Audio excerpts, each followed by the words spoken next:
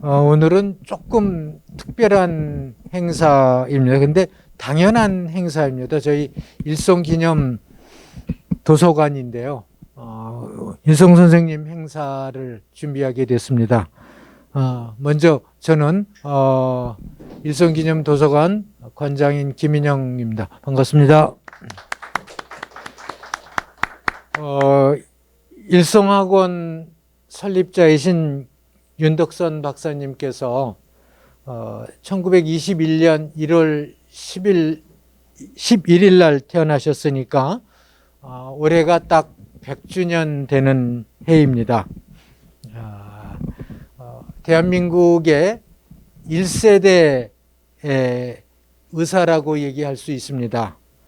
그런데 그동안 우리가 그분의 주춧돌 사상을 주로 많이 이야기했지, 그분의 의료 관련 활동이라든가 아니면 생각들은 좀 덜 주목하지 않았나 이런 생각이 들어갑니다. 그런데 그분이 병원을 설립을 하신 뭐 동산성심병원이나 또는 강남성심병원이나 또는 춘천성심병원이나 또는 강동성심병원을 보면 그때 당시에 가장까지는 아니라도 상당히 낙후된 지역이었습니다. 의료적으로. 그런 걸 볼 때 그 낙후된 지역에 가서 병원을 세우고 의료 수준을 이렇게 높이셨던 그런 뜻을 볼 때, 그분이 그 인간애가 상당히 대단하시다라는 생각을 하게 됩니다. 그런 맥락에서 1977년에 괌에 개원하신 그 마리아나 메디컬 센터도 그런 맥락에서 이해할 수 있는 것 같습니다. 오늘은 그분의 의료 활동을 주로 포커스를 맞췄습니다. 그래서 제목 자체가 윤덕선과 한국의 현대의학이지만 1970년까지 다루고요. 그 이후는 아마 2학기 때 다시 한번 행사가 진행이 될 것 같습니다. 오늘의 강연은 한림과학원 원장님이신 이경구 교수님을 모시고 강연을 듣겠는데요. 이경구 교수님이 예전에 일송평전이나 이런 데도 글을 쓰셨고, 최근에는 의료원사도 정리를 하고 그러셔서 상당히 이쪽으로 뭐 우리 학교에서는 권위자이고 적격자라는 생각에서 모셨습니다. 오늘 강연의 내용은 보시면 알겠지만, 여기 그 앞에 놓인 이 특강 내용을 보시면 알겠지만 상당히 파란만장합니다. 참, 한 인간이 이렇게 많은 일을 할 수도 있구나라는 어떤 경외감이나 또는 놀라움을 금치 못하는 그러는 겁니다. 본 내용은 이경구 교수님께 듣기로 하고, 그리고 한 마무리쯤에는 코멘트나 아니면 질문도 받겠습니다. 이경구 교수님 모십니다. 큰 박수로 맞아주시기 바랍니다.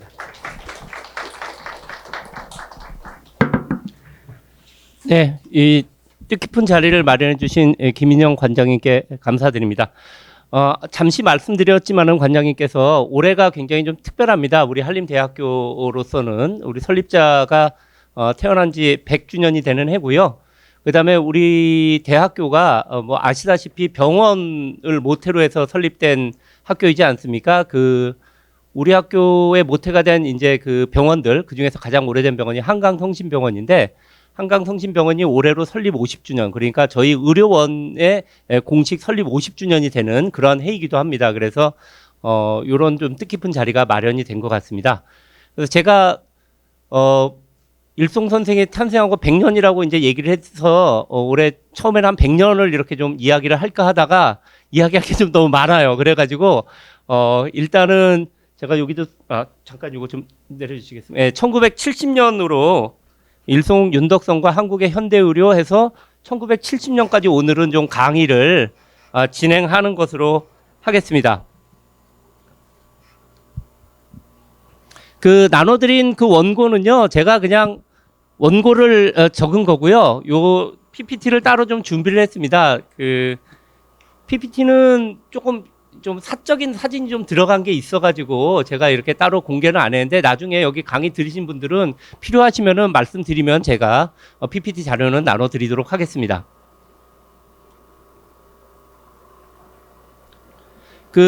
오늘 주제는 일송 선생의 개인 이야기뿐이 아니고 일송 선생과 같은 길을 걸었던 한국 근대의학 혹은 현대의학을 뿌리내렸던 분들에 대한 일대기를 좀 보면서 그 안에서 일송은 어떤 의미와 족적이 있었고 또 우리 학교나 우리 병원 같은 경우에는 어떤 의미가 있었는지를 제가 좀 초점을 맞춰서 말씀을 드리도록 하겠습니다. 예, 조금 저기 잠시만요. 예. 테스트할 때는 괜찮았는데요. 뭐 얘기를 그냥 시작을 할게요. 보통 우리가 지금 생각하는 의학은 뭐 굳이 따지면 옛날 한의학은 아니죠. 근데 서양 의학을 보통 우리가 이제 의학 병원에서 하는 의학이고요. 뭐 참고서는 여기 이렇게 있으니까 보시면 될 거고요.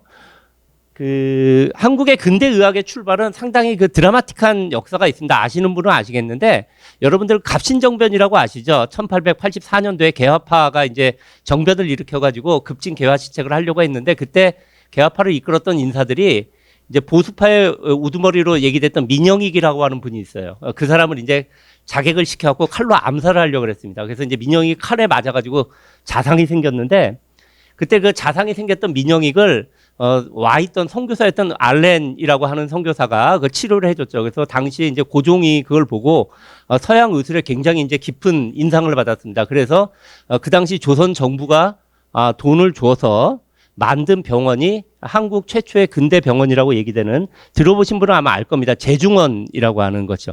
얼마 전에 드라마 무슨 제중원 사람들 이런 것도 나오고 그랬는데요.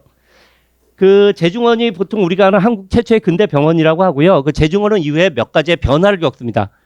1899년도에 광제원이라고 하는 것으로 이름이 잠시 바뀌고 그때 의학교가 생깁니다. 그러니까 한국의 최초의 근대 의학교는 1899년 광제원에 말하자면 부속의학교가 시작입니다. 그리고 1902년에 이제 처음으로 서양식 의학을 배운 졸업생들이 나오기 시작하고요. 그 다음에 저 광제원은 1907년에 대환의원으로 바뀌게 됩니다. 대환의원 건물은 지금도 있어요. 여기 해화동에 가면은 서울대학교 의과대학 건물이 있죠. 그 건물 옆에 지금 저 사진에 보이는 저 옛날 고풍스러운 건물입니다. 지금은 서울대병원의 의학박물관으로 지금 쓰이고 있습니다. 저 광제원 병원이 이제 계승돼서 1907년에 대한의원이 되고요. 대한의원으로 광제원이 바뀌니까 의학교도 이제 계속 대한의원 소속의 의학교로 바뀌게 됩니다. 저 의학교가 경성의전, 그다음에 이제 서울대학교가 세워지면서 그 당시엔 서울대학교가 이제 경성제국대학이었죠.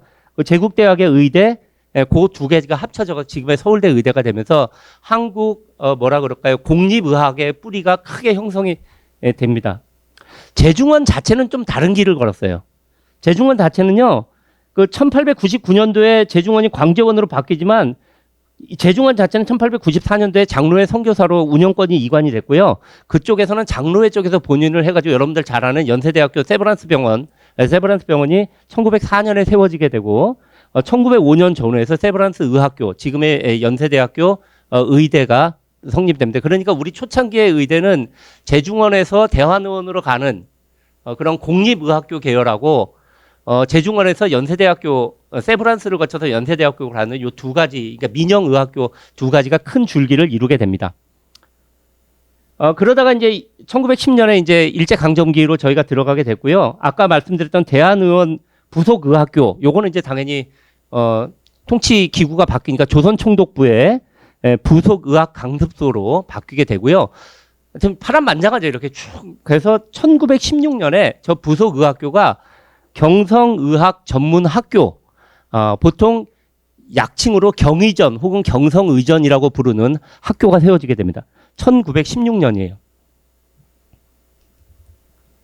경성의학전문학교가 생겼었을 때, 이제 저 때는 말 그대로 그렇게 근대적인 대학교가 많지 않았던 시점입니다.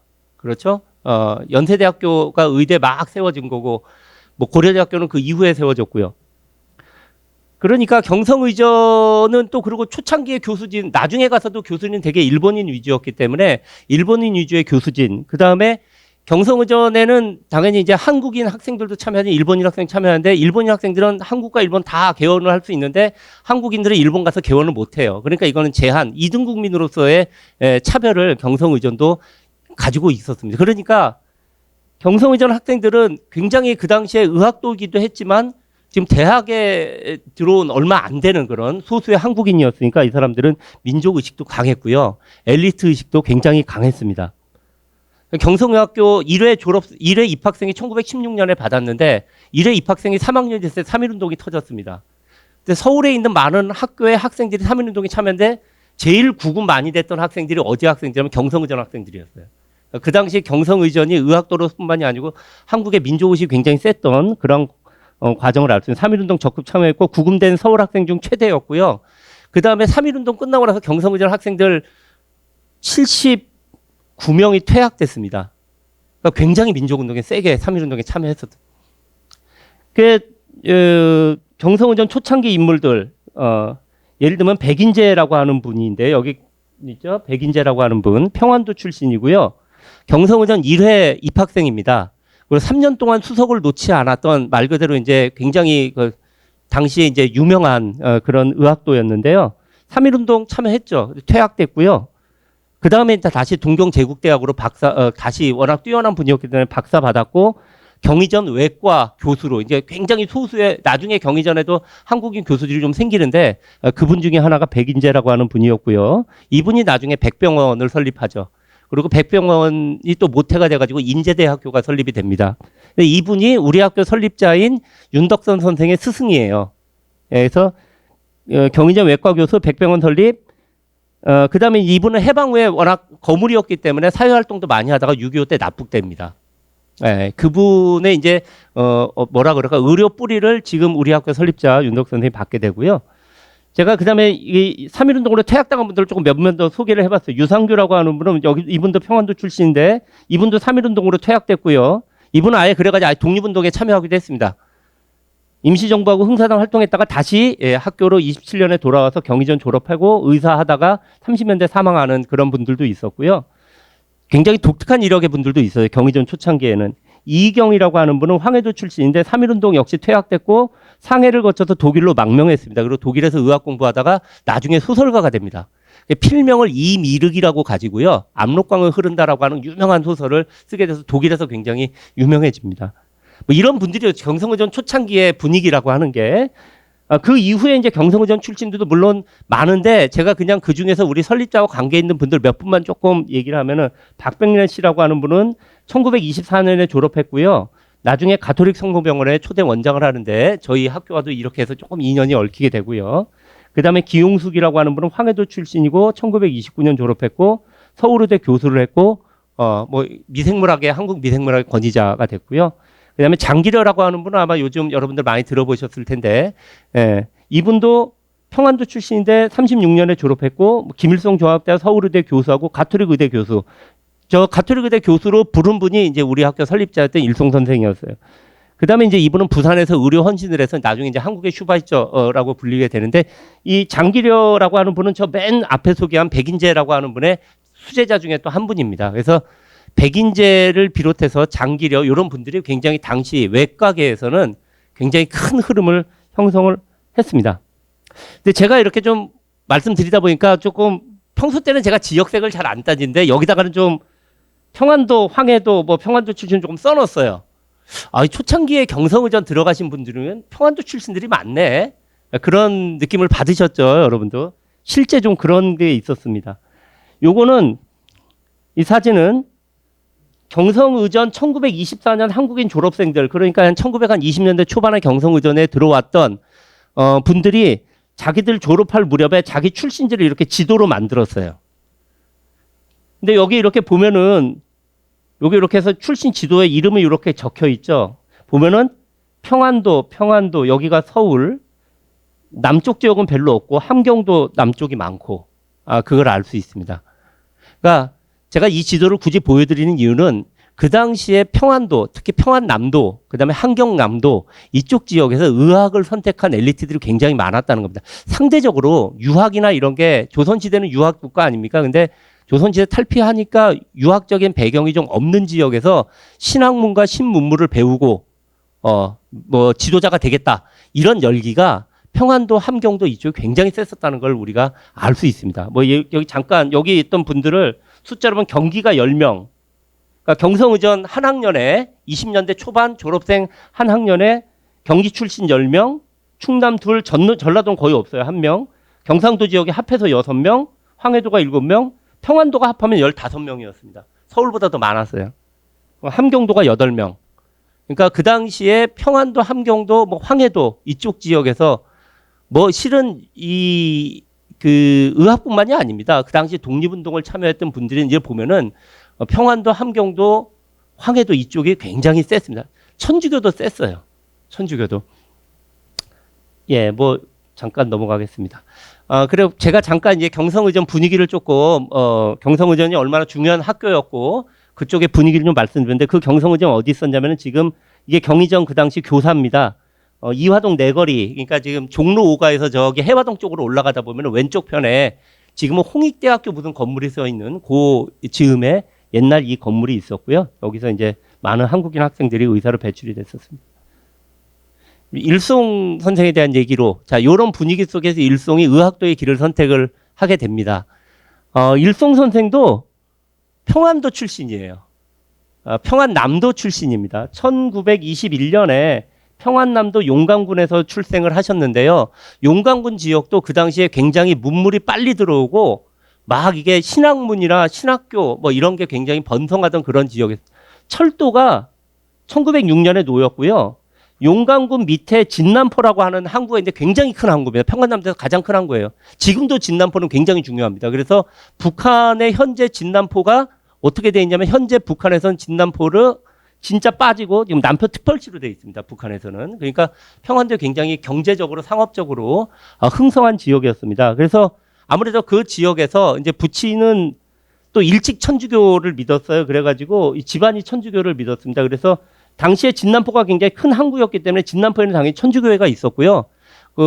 여기 카톨릭에서는 그 신부님이 계신 곳에 이제 성당이 있잖아요. 신부님이 안 계신 곳에는 공소라고 하는 이제 그거 둬가지고 천주교 신자들이 보통 신부님이 이렇게 들르면서 미사를 드리게 되는데 진남포 천주교에 속한 광량만 지역의 공소를 이 윤덕선의 부친께서 세울 정도로 독실한 또 카톨릭 신자. 그러니까 신문물도 일찍 접하고 카톨릭도 일찍 접한 그러한 집안에서 이제 이 윤덕선 선생이 나시게 된 거죠. 그리고 이제 신학교를 새로운 학교를 들어가서 공립보통학교 나왔고 그 당시 평양에서 가장 명문이라고 얘기할 수 있는 평양 보통학교에 들어갔고 입학하고 졸업을 했습니다. 보통 그 당시 남쪽에 이제 그 경기고등학교가 경기고통고등학교가 제일 명문이었다면 북쪽에서는 평양고보라고 하는데 저기 명문에 다녔습니다. 그러니까 천주교 그리고 그 당시에 어찌됐건 엘리트로서 고등학교를 다녔기 때문에 민족의식, 뭐, 그 다음에 계몽의식, 이런 것들은 당시에 고등학교 대학생이면은 굉장히 지금보다 훨씬 더 크게 가졌기 때문에 그런 걸 본인이 이제 굉장히 가지게 되고요. 이제 처음에는 이제 공대 쪽에 들어가려고 본인은 그랬다 그래요. 근데 의대 쪽으로 가게 된 거는 부친의 이제 권유가 했습니다. 그 부친의 권유가 굉장히 취지가 재밌었는데 이 부친 윤경순 옹께서 윤덕선 이제 장래를 고민한 윤덕선에게 의사가 되라. 지금 일제 강점기 아닙니까? 그때 일본인에게 머리를 숙이지 않는 직업은 의사밖에 없는 것 같다. 그러면서 권유를 했고 본인 그걸 받아들여서 경성의전을 쳤는데 첫 해에는 낙방했고요. 재수해서 1939년에 경성의전에 들어가게 됩니다. 1939년에 경성의전에 입학했습니다. 뭐 그 당시는 의대생들이 아까도 말씀드렸다시피 지도자 의식이 굉장히 강했던 시절이기 때문에 지금은 물론 이제 굉장히 이제 전문화돼 있긴 했지만 그 당시는 그런 엘리트가 되겠다고 생각을 해서 공부도 이제 좀 폭넓게 많이 했습니다. 그래서 인문 공부라든지 사회과학 공부도 많이 했고요. 그다음에 축구부 활동도 굉장히 열심히 했습니다. 축구부 활동을 제가 좀 특기해서 말씀드린 이유가 뭐냐면은 그 당시에 경성의전은 특히나 일제 강점기 1939년이면 지금 거의 전쟁으로 들어가 있던 시절에 중일 전쟁 발발한 태평양 전쟁 1년 전이던 시절이면 그래서 굉장히 지금 그 강압적인 분위기였고 이렇게 되니까 경성의전에 점차 또 한국인 학생들이 위축되는 분위기였습니다. 그러니까 한국인 학생들을 뭉칠 수밖에 없었고 유일하게 한국인 학생들로 구성된 운동부가 축구부였다 그래요. 축구부 활동을 열심히 하는데 이 축구부를 중심으로 형성된 한국인과 일본인 학생들 사이에 맨날 싸움박질이 일어나고 그랬다 그럽니다. 이건 본인의 직접 회고인데요. 일본인 학생들과 맨날 혈투를 벌였다. 학교 시간은 폭풍을 잉태한 풍운의 나날이었다. 한인 학생들이 참가하는 유일한 운동부가 축구부였기 때문에 나도 축구부 부원을 열심히 했고 일본인들과 구성된 여러 운동부가 때때로 육탄전을 맨날 했다. 뭐 그게 뭐 개인적으로 미워서 그랬겠습니까? 뭐 그렇다고 나이 차이가 신세대 9세대가 싸운 것도 아니고 무슨 우리가 사소한 시기야 뭐라고 싸운 것도 아니고 그때대로의 민족 의식에서 그러니까 한국인 학생들대로 민족 의식으로 뭉쳤고 1인들이 1인대로 뭉쳐가지고 서로 운동부 하다가 싸우고 뭐 막 그랬다고 합니다. 뭐 하여튼 이렇게 해서 경성의전 시절을 의학을 택했고 경성의전 시절을 보내게 됐고 그 당시 경성의전의 분위기는 어땠다라고 하는 걸 제가 조금 말씀드렸습니다.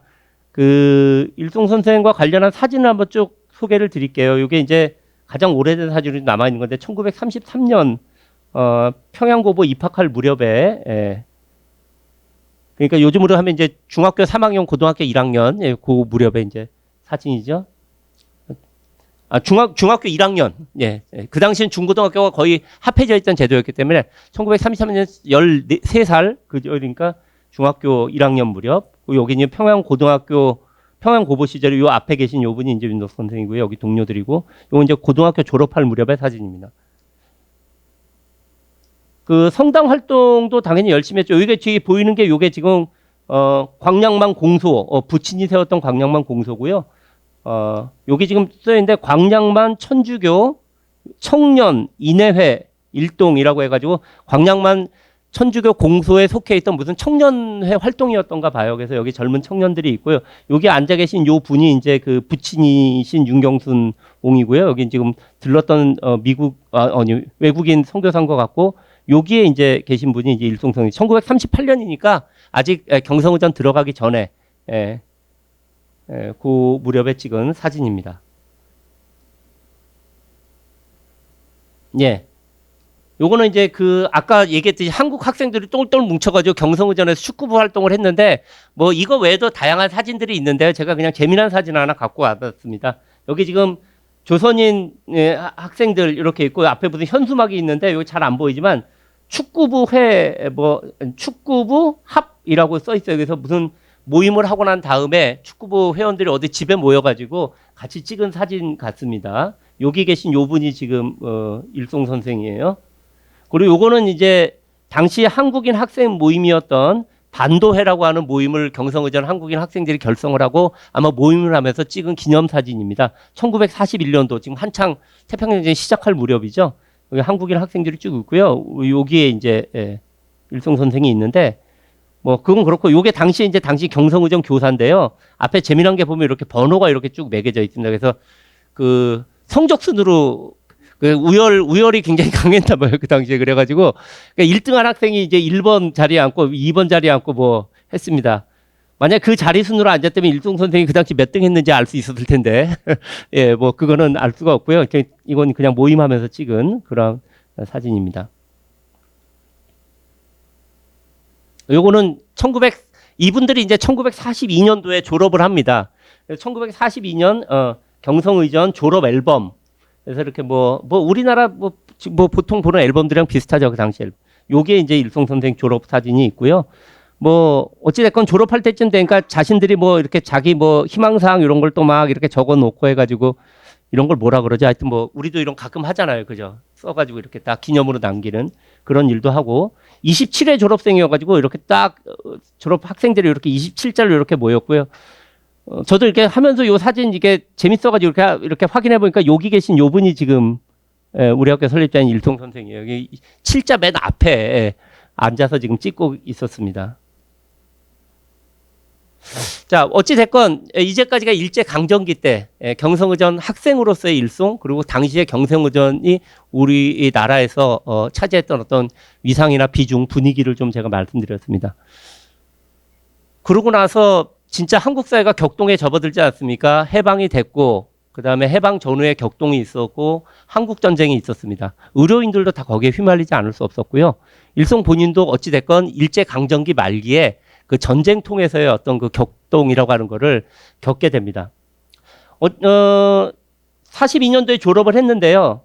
이제 백인재 선생이 아까 일송의 스승이라고 아까 말씀드렸죠. 수석하고 퇴학됐다가 동경제대에서 박사하고 경희전의 교수로 있었던 백인재 선생은 1941년도에 경희전을 그만두고 그 명동 옆에 중구에 이른바 이제 백병원 외과 의원입니다. 외과 의원을 설립을 하고 거기서 이제 자기 제자들 중에 이제 뭐 아무래도 마음에 들거나 똑똑한 제자들을 불렀겠죠. 불러가지고 했는데 일송 선생을 불렀습니다. 그래갖고 너 여기서 레지던트 해라. 요즘 수련이 생활을 해라 해가지고 42년 졸업 후에 백인재가 운영하는 백병원에서 수련이 생활을 합니다. 뭐 여기도 회고가 일송 선생이 많은데요. 뭐 얘기하면 굉장히 재미난 에피소드도 많고 뭐 굉장했던 전동차처럼 당신이 이제 시간을 보냈다라고 얘기할 정도로 굉장히 뭐 여러 가지 일들이 있었고 그때 이제 간호사 중에 한 분이랑 이제 사랑이 싹틉니다. 사랑이 싹트게 돼서요. 수차례 청혼을 했고 결국은 청혼이 성공을 해가지고 윤봉옥 간호사와 만나고 결혼을 하게 돼서 1944년에 이제 당신이 이 고향이 있는 근처에 진남포 성당, 아까 진남포 말씀드렸죠. 거기 가서 이제 거기서 결혼을 하게 됩니다. 결혼을 할 그 무렵에 지금 태평양 전쟁 막바지예요. 그래가지고 일본인들의 징집이 굉장히 세지는 무렵입니다. 근데 그 당시 일송이 경성의정 부속병원에 적을 두고 있었다고 합니다. 그래갖고 결혼을 했음에도 불구하고 이게 징집 대상이었대요. 저도 이건 정확히 잘 모르는데 하여튼 징집 대상이었기 때문에 징집을 피하는 길은 개원을 하는 길밖에 없었다 그럽니다. 그래서 백인재 선생이 너 잘못하면 징집되니까 징집되면 말 그대로 뭐 명분 없는 전쟁에 휘말려서 개죽음이죠. 잘못하면은. 그래서 의원을 개업해라라고 권유해서 1945년도에 당신의 이제 고향 용강에 이제 유명한 온천이 있어요. 그 온천 인근에서 성심의원을 그러니까 본인으로는 첫 병원 개업을 하게 됩니다. 그러니까 이제 결혼해서 고향으로 내려가서 개원을 하게 된 거죠. 개원을 하고서 얼마 안 지나서 8.15 해방이 됐습니다. 그때 해방 막 됐을 무렵에 이 양반은 잠시 서울에 와 있었어요. 일송 선생은. 백번원에 잠시 거주하고 있었는데 보니까 이게 지금 해방이 됐고 그래서 부랴부랴 또 용강으로 갔는데 여러분들 다 아시다시피 해방 전후에 이제 가장 남쪽에서 한반도에서 가장 큰 그 정치 세력은 이제 건국준비위원회라고 해가지고 이제 이게 나중에 좌경화가 돼가지고 인민위원회로 가게 되는데 건국준비위원회에 자기도 모르는 사이에 용강의 건국준비위원회 후생부장으로 자기가 막 선출돼 있고 뭐 이런 일들이 있습니다. 그러면서 이제 굉장히 정세가 불안정한 시절에 그 성심의원 개원을 하면서 이렇게 저렇게 보는데 본인은 뭐 일단 천주교인으로서 공산주의에 대해서는 찬성을 하지 않았고요. 그리고 뭐 당시에 이제 북한 쪽에서 벌어지는 공산당이나 인민위원회 여러 가지 만행이나 이런 모습에 대해서 이제 상당히 염증을 느끼고 있어서는 안 되겠다라고 이제 판단을 해서 탈출을 하게 되는데 그것도 이제 우여곡절이 많고요. 대개 48년도에 본인과 직계 가족이 먼저 탈출하고 나중에 이제 형제들하고 부모님이 탈출을 하는데 형제들하고 부모님이 탈출하는 와중에 또 막 재산을 이렇게 병원을 자연스럽게 처분을 하고 재산을 갖고 왔다가 이렇게 잘못해가지고 재산을 상실하는 그런 뭐 하여튼 뭐 그 당시에 우여곡절 없는 사람들이 누구나 다 우여곡절이 많았겠지만 여기 크게 우여곡절이 많았고요. 그래서 이제 부랴부랴 또 이제 백인재 선생이나 이런 분들에게 돈을 또 빌리고 이렇게 해가지고 1948년에 충청도 홍성으로 내려가서 아는 분의 이제 병원을 하나 인수를 합니다. 그래서 이제 두 번째 병원을 만들게 돼요. 그게 이제 역시 이제 성심의원이었으니까 본인도 이제 두 번째 병원에도 성심의원이라고 하는 병원을 만들게 됩니다. 그러고서는 성심의원을 그 시기까지의 또 모습들을 사진으로 한번 또 잠깐 보겠습니다. 이 사진은 1940년대 초반에 백인재 병원에서, 그러니까 백병원에서 수련의 생활을 할 때 찍은 사진입니다. 여기 앉아 계신 요 분이 이제 아까 말씀드린 그 스승인, 일송의 스승인 백인재 선생이고, 여기 계신 요 깐깐하게 생긴 노부인은 이 백인재 선생의 부인이신 최경순 여사라고 하는 분이고요. 여기에 지금 뒷줄 이렇게 서 있는 이분이 이제 일송 선생이고, 앞에 여기 계신 요 분이 이제 일송 선생과 이제 배필이 된 그 윤봉옥 여사입니다. 그 당시 이제 수련의 생활과 간호사 생활을 하신 두 분의 모습을 볼 수 있고, 요 사진은 그 당시 이제 백인재 외과 의원 백병원, 통칭 백병원이라고 불렸던 건물이고요. 이 사진은 굉장히 이제 그 잘 알려지지 않은 사진입니다. 여기 지금 백인재와 일송이 나란히 있으면서 여기 지금 백인재 선생이 환자랑 환담을 하고 옆에 일송도 같이 미소를 지으면서 환자를 돌보고 있는, 그래서 스승과 제자가 이렇게 다정하게 있는 그런 사진도 찾을 수가 있었습니다. 이렇게 해서 수련이 생활을 보내다가 결혼을 하고, 결혼 사진입니다. 이건 1944년에 진남포 성당에서 결혼식을 이렇게 했고요. 그 아까 1948년까지 그 용강 온천에서 첫 병원을 개업했다고 했잖아요. 그때 사진은 남아있는 것을 저희가 하나도 없었고, 유일하게 요 사진 하나만 찾을 수가 있었습니다. 요건 이제 그 현 이사장님께서 이제 을 통해서 얻은 사진인데, 지금 이렇게 그 저희 설립자인 윤덕선 선생, 그리고 이제 부인신 윤봉용사, 앞에 지금 노인의 애기는 지금 우리 지금 현 이사장님, 윤대원 이사장, 저희 학교 이사장님 아기 때, 윤대원 이사장님은 1945년도에 그 거기 용강에서 태어나셨거든요. 이때 신혼 생활하실 때. 그래서 요 사진, 47년도 사진을 찾을 수가 있었습니다. 자, 여기까지는 그래도 이제 한국 전쟁은 정말 미중유의 혼란이었죠. 한국 전쟁 미중유의 혼란이었습니다. 한국 전쟁이 발발했고요. 윤덕선 선생은 그 한국 전쟁 발발 당시에 아까 말씀드렸던 충청도 홍성에서 개업을 하고 있었단 말이에요. 근데 이분은 어찌됐건 월남 인사입니다. 월남 인사인데 북한군이 내려온다는 소식을 때 월남 인사로서 자기 장래가 어떻게 될지 모르니까 가족들은 이제 계속 있고, 본인과 본인 동생, 그다음 몇몇 친구와 함께 말 그대로 피난을 떠나게 되는데요. 피난 생활을 나중에 쭉 수기로 남겼는데, 진짜 파란만장합니다. 파란만장. 한 5개월 정도 피난을 다녔는데요. 전라도 지역으로 내려갔다가 경상남도 지역을 쭉 훑었다가 부산 쪽으로 갔다가 다시 충청도로 거쳐서 오게 되는데, 수십 장의 나중에 기록을 남겨요. 그래서 하여튼 한국 전쟁에 대한 개인 기록으로서도 굉장히 흥미로운 기록이기도 하고요. 간단하게 요약을 하면 이런 경험들을 했습니다. 육군병원에 소속돼서 밀려드는, 일단은 군의관들을 어찌됐건 남이건 북이건 군에서는 군의관들을 모으게 되니까, 이분은 당시에 우리 남한 군대에서도 군의관 했고, 북한 군대에 소속돼서 군의관도 했고요. 유엔 군대가 상대해서 군의관 했고, 하여튼 밀려드는 환자들 치료했고, 낙동강 전투도 목격했습니다. 한때는 인민군에 소속돼서 군의관 노릇을 하다가 목숨을 걸고 탈출하기도 했고요.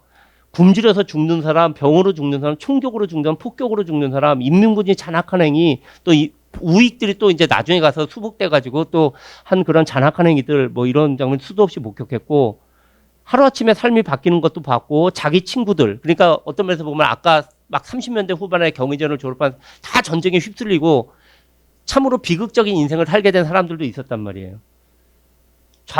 예를 들면은 대학 친구 중에 한 친구는 좌우익을 오가다가 나중에 화형을 당하는 끔찍한 일도 있었고, 좌익으로 돌아서서 윤덕선을 저주한 친구도 있었고, 형제 또한 죽음 고비를 수차례 넘겼고요. 그러다가 이제 나중에 피난살이 하다가 도저히 안 되겠다 싶어가지고 차라리 가족이나 보고 죽자 해서 충청도로 다시 올라갑니다.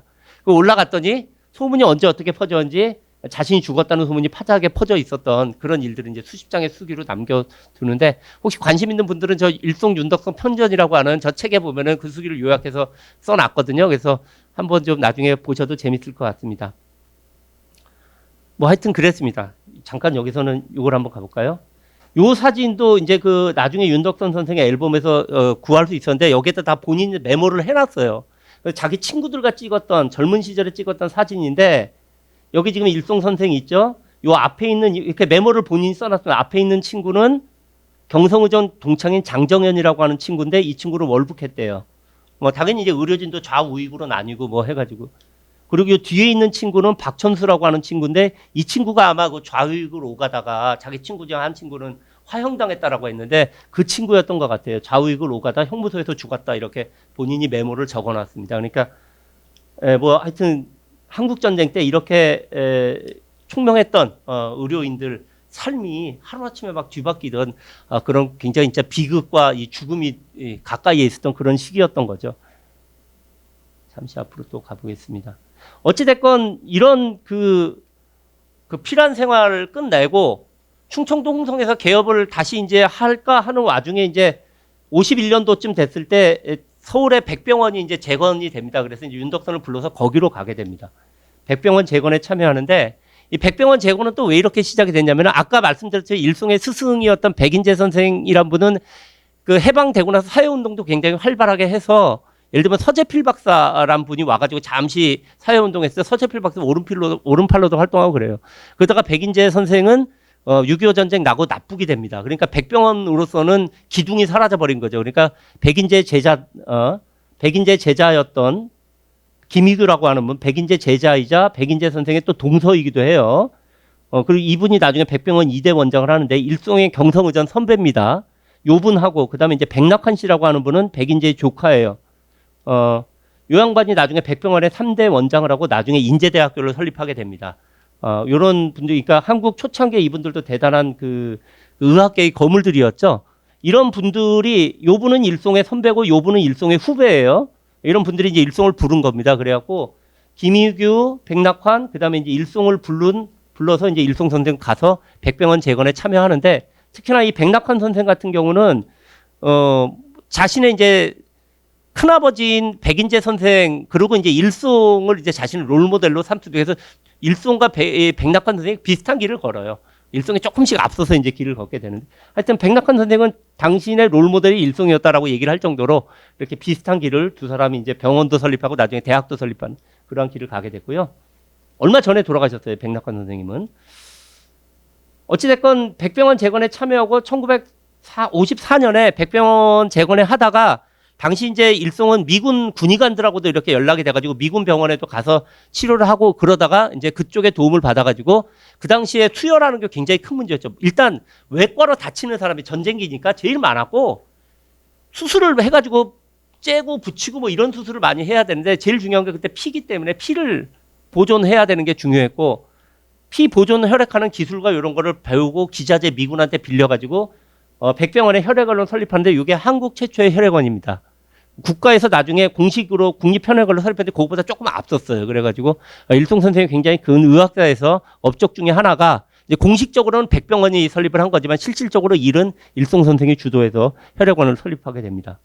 그리고 이제 미군 군의관들과의 만남이라고 하는 게 또 큰 하나의 운명을 좌우하게 되는데요. 그 얘기는 좀 이따가 하고 미군 군의 일단 사진으로 잠깐 요 사진은 아까 설명드렸고요. 요거는 1953년도 백병원 수술실에서 찍은 기념 사진입니다. 뭐 당시에 의학 장비가 저랬고요. 여기 지금 요 분이 일송 선생이고요. 여기 있는 분이 아까 제가 일송을 롤모델 삼았다고 하는 백인재의 조카인 백낙환 선생이고요. 요 분이 이제 일송의 선배고 백병원 2대 원장을 지낸 김희규라고 하는 분입니다. 조금 넘어가겠습니다. 자, 여기까지 해서 어떤 면에서 보면은 미국 의학 전에 일제 강점기 때 의학을 배우고 그 의학으로 중심으로 운영됐던 한국의 병원이나 한국의 의료진들 거기를 주로 외과 중심으로 제가 말씀을 드렸습니다. 그런데 이제 한국 전쟁기를 거치게 되면서 한국 의학은 굉장히 큰 재편의 시기를 맞이하는 것 같습니다. 미국 의학과의 만남입니다. 그래서 그 이야기를 조금 먼저 좀 개괄적으로 좀 드리도록 하겠습니다. 일제 강점기 한국 전쟁이 다 그냥 통틀어서 세계 의학과 한국 의학을 좀 말씀드릴게요. 20세기 초중반의 세계 의학계의 흐름을 보면은 뭐 제가 뭐 여기를 전문적으로 공부한 건 아니고 이제 저도 책 보고 이렇게 저렇게 공부를 해서 말씀 정리를 했는데요. 대개 1930년대까지만 하더라도 역시 세계 의학의 선두는 유럽 의학이었다라고 얘기를 합니다. 그래서 독일 의학, 스위스, 프랑스, 영국 이런 데가 세계 의학의 선두 그룹이었고요. 그 당시에는 이제 미국 교수들도 미국에서 명성을 쌓기 위해서는 유럽을 한번 다녀와야 미국에서 이제 행세를 할 수 있는 그런 시절이었다라고 얘기를 합니다. 물론 미국 의학도 많이 발전하고 있었습니다. 1차 대전 무렵에 미국 의학도 유럽과 비슷한 수준으로 따라잡았고요. 2차 세계대전을 넘기게 되면서 좀 미국 의학이 확실히 유럽 의학을 따돌리고 세계 최고의 의학으로 이제 선진 의학으로 자리 잡는다고 그렇게 이야기들을 합니다. 그럼 일제 강점기에 우리나라 의학은 어땠냐? 일본 의사들은 대개 독일이었습니다. 독일. 되게 그래가지고 일본 의사들 중에서도 의학 교수가 되고자 하는 말하자면 최고의 의학인이 되고자 하는 사람들은 대개 독일 유학을 다녀와야 최고로 이제 그 인정을 받았고 인정을 받았다고 합니다. 그래서 이제 그 당시에 일제 강점기 때 그 영향을 우리도 받은 거죠. 그래가지고 일제 강점기 때만 하더라도 미국의 유학이라고 하는 실제 미국은 나중에 적국이 돼버리기 때문에 일제 강점기에는 미국 의학을 접하기도 어려웠고요.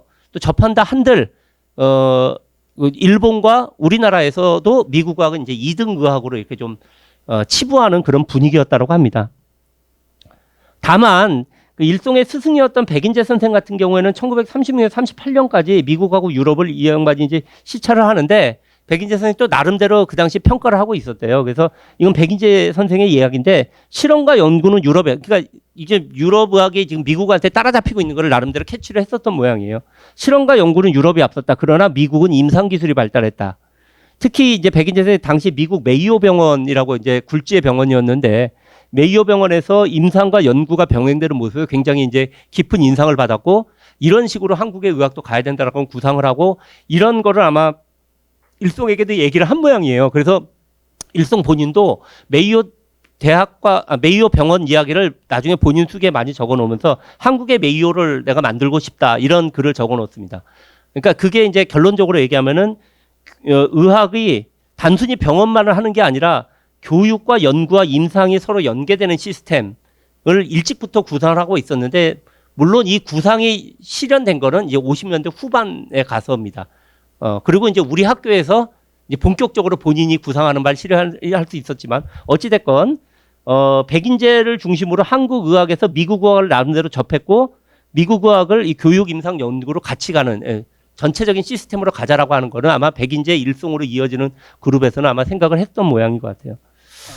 자, 근데 어찌됐건 요 정도, 그러니까 일제 시기의 어떤 의학계의 흐름이었다면 이제 아까 좀 전에 말씀드렸지 한국은 본격적으로 한국전쟁기를 통해서 미국 의학을 말 그대로 이제 그렇죠. 미국 군인 의학으로 온 사람들하고 한국 의학인들이 막 어울려서 같이 활동을 하다 보니까 진짜 직접적으로 영향을 받게 되는 그러한 시기에 한국전쟁에서는 열리게 된 거죠. 한국전쟁 자체가 미국 의학에게도 큰 도약의 계기가 됐습니다. 그래서 미국은 2차, 이게 좀 아이러니하죠. 전쟁이라고 하는 게 너무나 끔찍하고 비극적인 건데 의학 자체의 입장에서 보면은 전쟁에 참전한 의료인들은 진짜 솔직히 말하면은 엄청난 경험을 하는 거라 그래요. 하는 거라 그러니까 뭐 그런 경험을 하고 또 막 집중적으로 의학에 투자가 되니까 이게 의학은 아이러니하게도 전쟁을 통해서 상당히 발전을 하게 되고 미국은 2차 세계대전 때 발전했죠. 한국전쟁 때 또 발전을 하게 됩니다. 그러니까 그렇게 발전한 의학을 보통 군진의학이라고 의학계 밀리터리 메디신이라고 이렇게 얘기를 합니다. 그 당시에 미국이 2차 세계대전부터 만들어 온 게 이제 그 전쟁터에서 이동외과병원이라고 하는 걸 만들어 가지고 그걸 통해서 막 외과가 특히 막 엄청나게 발전한다 그래요. 그 이동외과병원이 이제 막 메쉬라고 하는 겁니다. 모빌 아미 서지컬 하스피털 메쉬. 이게 메쉬 같은 데를 통해 갖고 이제 메쉬에서 활약한 의사들이 실제 미국에 가서는 미국 의학계에 중진이 됐다 그럽니다. 그러니까 전쟁에 참여한 의사들이 귀국하면 미국 내 의학계 중진이 되는 그런 일이 미국에서도 벌어졌고요. 한국 의학계로서는 당시에 어찌됐건 첨단의 위치를 있던 의학인들과 말 그대로 직접적으로 만나는 계기가 됐던 거죠. 엄청 한국 의료진 본인들이 일송 선생도 그래요. 막 하루에 수도 없이 그냥 환자 째고 접하고 막 그냥 수혈하고 이런 일들을 하니까 이런 한국 의료진의 활동에 대해서 심지어 미국 의료진도 놀래가지고 약간은 조소하면서 이렇게 불렀다고 합니다. 한국 의료진은 절단의 천재다. 뭐 이런 식으로까지 부를 정도로 그 당시에 뭐 한국 의료진 본인들이 굉장히 큰 경험을 많이 했다 그러고요. 또 미국 의료진들도 당연히 한국 의료진 불러다가 지원해 주면서 계속 성장을 시켜야 자기네들의 업무가 덜어지니까 군 병원, 군 의학교가 생기고 거기를 통해서 한국인 의료진들이 배우게 되니까 미국 의료진이 놀랄 만큼 우리 한국 사람들이 배우고 응용하는데 뭐 굉장하잖아요. 당시 의료진들도 크게 다르지 않았습니다. 미국 의료진이 한국 의료진은 아시아 제1의 수준이다. 이처럼 빠른 속도로 발전한 나라는 없다라고 할 정도로 급속하게 미국 의료진 패러다임이라고 그럴까요? 의학 패러다임을 받아들이게 된 것 같습니다. 그리고 그게 한국전쟁 끝나고도 계속 이어집니다. 1950년대 중반 이후에 우리나라 의료진들은 미국의 원조나 지원하에 대대적으로 미국에 유학했습니다. 그 가장 대표적인 게 이제 서울대에 대한 미국의 지원인데요. 깜짝 놀랄 정도예요. 미네소타 프로젝트라고 해가지고 아까 미네소타주에 메이오 병원이 있고 미네소타 대학이 있는데 그쪽에 지원받아가지고 약 6년인가 6년 반 동안 54년에 61년 동안 미국 정부의 지원으로 서울대 의대 교수진이 거기 가가지고 임상 경험하고 연수받고 돌아온 사람이 77명이었다고 봅니다. 그러니까 뭐 예를 들면 우리 잘 아는 이호황 박사, 유행성 출혈을 해가지고 그 백신 만들어낸 이호황 박사 같은 경우도 저때 미네소타 프로젝트로 가서 미국 가서 한 경험을 통해가지고 큰 의학계 업적을 쌓을 수 있었다고 합니다. 그래서 의학 자체만 놓고 보면은 이제 미네소타 프로젝트는 굉장히 어찌됐건 한국 의학이 대대적으로 발전돼 큰 기여를 했는데요. 하여튼 미네소타 대학하고 메이어 병원에 교환 교수로 이렇게 갔다 오는 그런 일들이 있습니다. 그러니까 의학의 패러다임이 일본 중심 의학에서 미국 중심 의학으로 짧은 시간에 당연히 이건 의학인들의 노력이 있었던 거죠. 그런 일들이 벌어졌습니다. 사진으로 잠깐 좀 여태까지 했던 얘기를 보여드릴게요. 이게 지금 뭐 알다시피 전투가 벌어지고 그럼 빨리 병원 이동하고 외과 처치를 받아야 되는 거죠. 지금 뭐 이렇게 헬기나 이런 걸 통해 가지고 환자를 실어 나르는 장면이고요. 뭐 그 와중에 또 수혈하고 이래야 되니까 뭐 당연히 혈액도 굉장히 중요하고, 요거는 이제 1951년 원주에 있던 아까 얘기했던 그 이동 외과병원 메쉬, 그 사진입니다. 요런 천막 안에 들어가면은 천막 안에서 이렇게 불 켜놓고 그냥 뭐 지금 뭐 병원은 상상을 못 하겠지만 뭐 그냥 말 그대로 야전병원 활동이 시작된 거죠. 엄청난 경험이었고요. 우리나라에는 잘 안 알려졌지만 이건 그냥 약간 좀 다른 얘기. 이 한국전쟁의 메쉬라고 하는 거는 미국 문화에서는 굉장히 조금 큽니다. 커가지고 한국전쟁의 메쉬를 주제로 해서 그 미국의 코믹 드라마라고 하는 유명한 메쉬라고 하는 그 미국의 드라마가 있었습니다. 그 1970년대 초반에 만들어져가지고 80년대 초반까지 약 11년 동안 시즌 계속 하면서 그 미국 초기 드라마, 그 70년대 미국 드라마 중에서 굉장히 걸작칭호를 받는 그러한 드라마인데요. 영화도 만들어졌어요. 메쉬를 주제로 한 동명영화. 1970년에 칸느 영화제 황금 종려상이 탈 정도로 굉장히 걸작 영화인데 우리 잘 모르죠, 이거. 메쉬라고 하는 미국 드라마나 선생님 아세요? 보셨구나. 한국 일반인들은 잘 안 봐요. 왜 그러냐면은 조금 거기에서 묘사되는 한국인들, 우리 50년대 한국 굉장히 낙후된 건 뭐 입으로 말할 수가 없었기 때문에 한국에 대한 오해, 왜곡도 심했고요. 그래가지고 한국에서는 상대적으로 인지도가 낮은데 메쉬 자체는 이제 미국에서는 굉장히 잘 만든 드라마, 잘 만든 그 미국을 소재로 한 거예요. 미국의 사회도 풍자하고 뭐 그랬다 그래요. 그래서 그런데 어찌됐건 우리 쪽에서는 잘 안 알려졌지만 미국에서는 메쉬가 이렇게 잘 알려져 있다 그럽니다. 예. 저기 그냥 쉼 없이 그냥 계속 갈까요? 계속 가서 그냥 제가 한 20분에서 30분 사이에 한 30분 전에는 좀 끝내고 선생님들 이야기 좀 듣고 그렇게 가도록 하겠습니다. 좀 조금 좀 피곤하시면 잠깐 살짝 좀 쉬시거나 아니면 화장실 다녀오셔도 될 것 같습니다. 네. 하여튼 이제 이 미국 유학의 미국 의학의 영향까지 제가 좀 간단하게 말씀드렸는데 그 흐름에 일송 선생도 바로 타고 있었습니다. 실제 아까 얘기했다시피 한 1년 정도는 미국 군의관, 그러니까 미팔군 121 병원, 당시 그 서울 용산군가 그쪽에 있었던 병원인데요. 여기에 가면서 1년 정도 근무를 했습니다. 그래서 근무하면서 보존 혈액 기술 배워가지고 아까 백병원 내 혈액원을 만들었다는 말씀도 드렸죠. 그런 일들을 하고 그다음 또 이제 당시에는 뭐 당연히 그 기기와 의약품들은 다 미군으로부터 받을 수밖에 없었기 때문에 이렇게 되고 또 미국 의료진과 당연히 교류를 하게 되니까 미국 의료진으로서는 한국에 이제 진짜 젊고 똘똘한 이런 분들을 유학 권하는 거죠. 너 미국 가서 공부해 와라. 그러면 더 클 수 있다 이렇게 되고. 그래서 당연히 이 권유를 받아들여 가지고 한미재단 유학생, 이제 당시 이제 경쟁률은 50대 1이었는데요. 50대 1 경쟁률 뚫고 유학생에 선발이 돼서 1954년에 미국 코네티컷주에 위치한 이제 브리지포트 병원으로 유학 생활을 떠나게 됩니다. 그러니까 미네소타 프로젝트는 이제 주로 서울대 의대 교수인데 일송 선생은 이제 당시 백병원 소속의 의사였고요. 그렇지만 이제 다른 계기를 통해서 미국으로 유학을 가시게 된 거죠. 유학 생활은 1954년에서 56년까지인데 뭐 거기에 대해서 나중에 기록을 많이 남깁니다. 뭐 일단 이게 한국에서 대충 미국 의료진과 교류한 영어 가지고서는 영어가 잘 안 되겠죠. 그러니까 초창기에 가서는 영어 공부하느라고 굉장히 많이 힘들었고요. 그러니까 뭐 약간 전설 같은 뭐 그냥 책 한 권을 막 그냥 밤새 독파하고 뭐 하고 하면서 그냥 뭐 합니다. 그래서 본인이 실제 그래 하루에 3시간 이상 잠을 자지 않았고 지금 일송 선생도 나이가 지금 결혼 21년생이니까 지금 30대 중반의 나이에 유학 갔는데 새로 공부를 시작한 거죠. 영어 공부하면서. 영어 공부 안 했어요? 그러면은 이분이 대학 다닐 무렵에는요.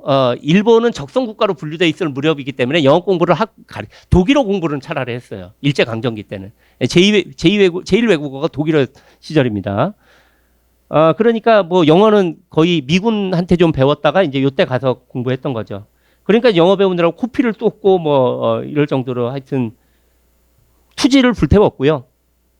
당연히 이제 많이 배웠죠. 의학 지식이나 의료 기술, 뭐 본인 스스로도 경험은 굉장히 많았지만 또 이거를 테크니컬하게 또 배우는 건 또 달랐고, 그것뿐이 아니라 아까 얘기했다시피 이제 미국 교육에 잘 돼 있는 이 전체 시스템이 잘 돼 있는 거, 경영과 연구까지 다 되는 이런 시스템에 대해서 견문을 넓혔습니다. 마치 백인재가 메이어 병원 가서 견문하듯이 일송은 브리포트 병원 가가지고 견문을 했던 거죠.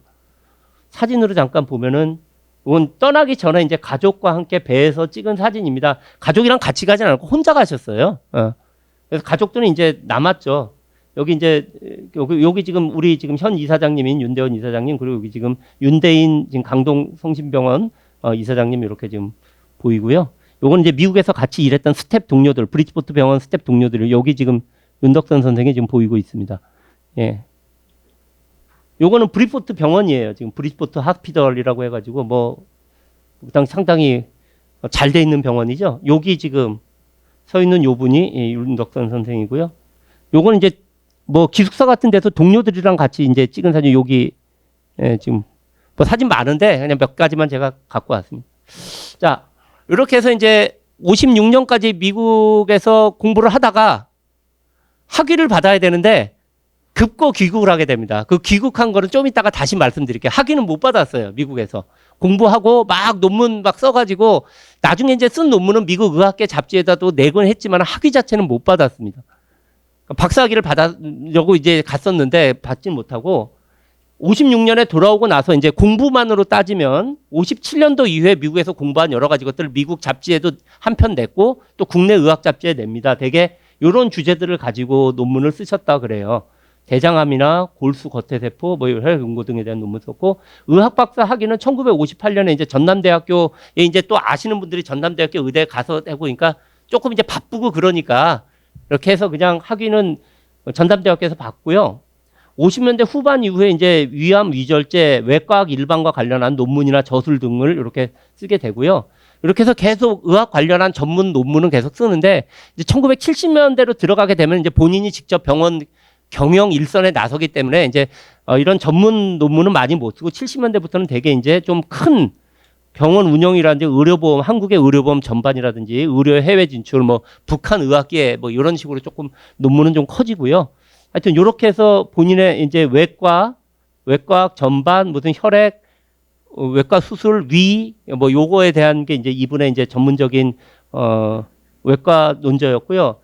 또 말씀드렸다시피 수련의 생활도 오래 했고 한국 전쟁에 수술도 엄청나게 많이 했고 또 미국 가서 배웠고 또 그 다음에 이제 가톨릭 의대에 근무하면서 또 외과 수술을 많이 했습니다. 그래서 이분의 이제 보통 저는 제가 의사는 아니기 때문에 근데 술식이란 말들을 쓰시더라고요. 이제 수술하는 스타일이신 것 같아요. 그 수술하는 스타일은 이분 이제 후배들의 표현에 의하면 백인재나 김희규, 장기려 이런 사람들이 일송의 선배들이고 일본 의학을 배웠던 분들이죠. 이분들의 술식에다가 이제 미국의 술식이 섞인 그러한 수술 스타일이었다. 일송 선생의 수술 스타일은 그렇게 말씀들을 하십니다. 여러 수술에서도 이제 의학에서도 개가를 올리긴 했는데 가장 어찌됐건 이렇게 막 매스컴에 알려주고 했던 건 아마 요 수술이었던 것 같아요. 1962년 요때는 이제 가톨릭 성모병원 외과 과장으로 있을 때였는데 유아의 위 절제 수술을 성공했고 요거 이제 당시 매스컴에도 굉장히 많이 소개가 됩니다. 외과 의학계의 개가다. 1962년 의학계의 최고 성과 중 하나다. 이런 있어서 하여튼 외과 의로서는 당대 최고 이제 지식과 이제 그 테크닉을 겸비한 그런 분이었던 거는 너무나 당연하고요. 근데 수술도 이제 70년대 병원 경영에 전념하면서는 일선에서 이제 물러나게 되죠. 하여튼 어찌됐건 요거는 이제 좀 개인적인 얘기고. 외과 의사로서의 뭐 이런 장면들은 뭐 요거는 1959년에 가톨릭 의대 외과 교실을 운영할 때 여기 지금 외과 과장으로서 있던 요 모습이고요. 그다음에 요거는 가톨릭대 당시 그 가톨릭 의대 졸업 앨범에 외과학이라고 지금 쓰여진 그 모습인데 그 당시 이제 1950년대 수술 장면입니다. 수술 장면이고 요 분이 일송 선생 같긴 한데 정확히는 모르겠어요. 요거 이제 졸업 앨범에 쓰여 있었던 거기 때문에 일일이 밝히지 않는 이상은 알 수가 없는데 딱 그 폼으로 볼 때 일송 선생 같긴 한데 정확치는 않습니다. 뭐 어찌됐건 그 당시 수술 장면 잠깐 보여드렸고요. 자, 이제부터는 잠깐 그 50년대 후반 이야기로 가면서 제가 아까 급거 박사학위를 못하고 귀국을 하게 됐잖아요. 그 귀국한 계기부터 조금 이제는 말씀을 드려야 될 것 같습니다. 가톨릭 의대를 경영하게 돼서 귀국을 한 겁니다. 근데 이 가톨릭 의대가 어떻게 됐냐? 원래 가톨릭도 당연히 개신교도 그렇고 가톨릭도 그렇고 한국의 의료 사업 뛰어들었고 개신교가 물론 먼저 훨씬해서 연대를 중심으로 해가지고 된 거는 너무나 많아요. 가톨릭 쪽도 뭐 예를 들면 의사들이 많은 의원들을 개업했지만 가장 유명한 병원은 잠깐 보여드릴게요. 가장 유명한 병원은 요 병원입니다. 요게 이제 1935년에 개설된 명동에 개설된 이제 명동 성모병원, 나중에 명동 성모병원을 알게 된 일제 강점기 때 성모병원 모습인데요. 이런 성모병원들이 있었거든요. 명동 성당 옆에. 근데 이제 가톨릭 쪽에서도 이제 교세도 확장하고 가톨릭 엘리트들도 키우고 또 의학 쪽으로도 진출하려고 그러면 병원만 갖고는 안 되는 겁니다. 병원만 갖고는 안 되는 거니까 가톨릭 의대를 만들자. 그래서 가톨릭 교구에서 그 당시 이제 가톨릭을 이끌던 사람은 노기남 대주교라고 하는 분이 그 당시 우리나라는 추기경 없었고 노기남 대주교라는 분이 이제 가톨릭의 최고 어른이었는데 이분도 평안도 출신이에요. 노기남 대주교라든지 지금 저 얼마 전에 광주에서 오랫동안 활동하신 윤공희 대주교, 원주 지역에 오랫동안 계신 지학순 주교 이런 분들이 다 평안도 출신이고 일송과 다 알고 있었습니다. 평안도 출신 천주교 인맥으로서 어찌됐건 이 노기남 대주교를 중심으로 한 카톨릭계에서도 병원만 경영하지 말고 의학 대학을 만들어야 된다 해서 1954년에 성신대학 의학부 요게 이제 1959년 이후에 가톨릭 의대로 이름을 바꾸고 지금의 가톨릭 대학의 의과대학이 되는데요. 성신대학 의학부를 만들자라고 해서 지금 전쟁 끝나고 나니까 의료 인력은 필요하고 우리나라에서 의대가 많이 개설이 된 게 50년대 한국전쟁 끝나고 많이 개설되고 60년대 들어가서 이제 좀 돈이 많이 벌리고 하니까 60년대 중후반에 많이 또 의대가 만들어지는데요. 요때 성신대학 의학부가 정부에서 설립 허가를 받습니다. 근데 의학 교육을 일으킨다라고 하는 게 지금 전쟁 막 끝나고 가톨릭이라고 해서 뭐 돈이 있겠으면 돈도 없고요. 교수진 꾸려야지, 병원 해야지, 학생들 꾸릴 교사 마련해야지 돈 별로 없습니다. 설립 허가는 받았지만은 이게 지지부진 진척이 안 돼요. 그러니까 의학계 쪽에서 56년까지 설립은 해놨지만 입학생도 못 받고 이거 하냐 마냐 또 반대도 많았고요. 야 이럴 바에 그 당시 고려대학교는 의과대학이 없었습니다. 고려대학으로 넘기자. 뭐 이런 주장이 있었습니다. 그러니까 이제 이런 와중에 1956년에 이제 양기섭 신부님이라고 하는 분이 이분은 이제 미국 통이에요. 이분이 이제 노기남 대주교랑 동창입니다. 이분도 평안도 출신이에요. 하여튼 근데 이 양반이 미국에서 귀국을 하고 난 다음에 가톨릭 내에서 굉장히 그 좀 큰 일들을 벌여요. 예를 들면 경향신문. 지금 경향신문은 가톨릭과는 상관이 없는 신문이 됐지만 이때는 가톨릭이 운영한 신문이었습니다. 가톨릭이 운영한 경향신문 초대 사장으로 해서 크게 사업을 한번 벌이고 이분이 야 그거 내가 할게. 가톨릭 의대 만들자 해가지고 그리고 미국으로부터 원조도 받고 기타 등등 해가지고 의대 가자 해서 방향을 틀어서 양신부가 총대 메고 나서면서 지지부진하던 가톨릭 의대가 가는 걸로 얘기가 됩니다. 양신부는 근데 뭐 본인은 의사는 아니죠. 그러니까 의학 전반을 맡길 실무를 담당할 사람이 필요했고 그때 양신부의 머릿속에 아마 떠오른 사람이 일송 선생이었을 거예요. 왜 그러냐면 양기섭 신부가 일송 선생의 주례 신부였습니다. 아까 1944년에 일송 선생이 진남포 성당에서 결혼했다 그랬잖아요. 그 진남포 성당의 당시 주례 신부가 이 양반이었어요. 다 알고 계셨던 분들입니다. 평안도 인맥, 카톨릭 인맥 이에 섞이니까 다 알고 계셨고 진남포 본당 주임 이 시절에 이제 그 일송 선생 주례도 받고요. 뭐 그다음엔 연락이 끊어졌겠죠. 끊어졌다가 이제 본인이 카톨릭 의대를 하는데 일송을 떠올렸겠죠. 그래갖고 일송 본인은 지금 유학 한창 중인데 아마 호출을 받았던 것 같아요. 그래가지고 거기에 대해서 특별한 기록은 남기지 않았는데요. 아마 호출을 받았던 것 같고 그 카톨릭 의대에 첫 번째 전임 교수로 이제 부임을 합니다. 그러니까 이제 전임 교수도 많이 둘 형편이 안 되니까 일송 하나 전임 교수 두고 네가 모든 거 다 알아서 해 이렇게 된 겁니다. 전임으로서 이제 교무과장에 취임했고 했는데 뭐 의학 교육은 당연히 이제 일송에 몽땅 해야 되고 그다음에 의학 교육을 해야 되니까 임상도 해야 되니까 성모병원 운영도 거의 일송 선생이 알아서 교수들 불러 모아서 병원 굴리면서 교육 굴리는 일을 하게 되는 거예요. 근데 일송 선생도 뭐 백병원 재건했다가 저기 어디죠? 유학 갔다가 그다음에 지금 급작스럽게 지금 와가지고 큰 일을 지금 30대 중반 아닙니까? 큰 일을 떠맡게 된 거죠. 일송 선생 본인으로서는 이 큰 일을 일단 맡기려면은 뭔가 이 교수진부터 좀 잘 꾸미고 후원을 얻는 게 중요합니다. 그래갖고 교수진을 당시로서는 정말 화려한 교수진을 꾸리게 됩니다. 요게 기용숙, 아까 제가 경의전 설명하면서 말씀드린 한국미생물학 권위자라고 하는 기용숙 선생은 일송보다 거의 한 20년 정도 선배예요. 한국 의학계의 이름이 많이, 아까 말씀드렸던 장기려 선생, 아까 그 백병원을 같이 했던 경의전 선배 김희규, 백병원 2대 원장인데 이분은 결국은 백병원 쪽에서는 손을 떼고 나중에 그냥 카톨릭 의대 교수로 부임을 하게 됩니다. 그 다음에 전종희 선생도 굉장히 유명한 내과 의사고요. 이분들이 다 경의전의 일송 선배들이고 당시에 최고 수준의 이제 교육과 그 다음에 그 의학을 지녔던 분들이었고요. 이분들한테 자문 얻고 실질적인 도움을 꾸리고 또 경의전 후배 안부호 선생 일송 1년 후배인데 나중에 가서 일송이 독립해가지고 이제 한강성심병원 할 때 굉장히 큰 이제 역할을 많이 하시게 됩니다. 그다음에 서울의대 조규상, 기타 전남의대 일송과는 또 저 박사학위 인연으로 맺혔죠. 그다음에 이렇게 해서 교수 강사진, 그래서 최고의 교수 강사진을 꾸리고 이분들에게 이제 임상 교수들을 이렇게 만들게 되면서 아주 빠른 시일 안에 성공적으로 가톨릭 의대를 잘 안착을 시켰고요. 가톨릭 의대가 진짜 몇 년 안에 지금도 가톨릭 의대는 의학 쪽에서는 상당한 명문이지 않습니까? 그거는 일송 선생이 초창기에 다 말하자면은 그 공을 놓은 겁니다. 요거는 1967년 사진인데요.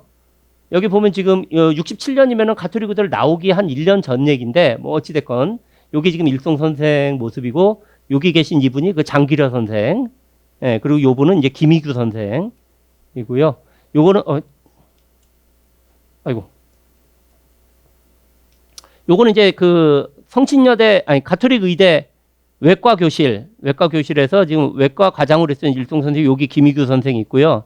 요분은 이제 나중에 이제 일송과 같이 이제 일을 하게 돼가지고 강동성심병원 병원장을 하는 배수종 선생이고, 요분은 이용각 선생님이라고 해서 한국 최초로 신장이식 수술을 한 아주 이분도 뭐 굉장히 유명하신 한국 의학계에 굉장히 뛰어난 분이고, 요 분이 지금 현재 이사장님이신 윤대원 이사장님의 스승입니다. 이용각 선생이. 몇 년 전에 돌아가셨어요. 이용각 선생님 몇 년 전에 돌아가셨고, 일송상도 받으셨습니다. 뭐 하여튼, 뭐 그때 한국 최고의 어떤 의료진들을 읽고 있던 가톨릭 대학 교수진의 모습이고요.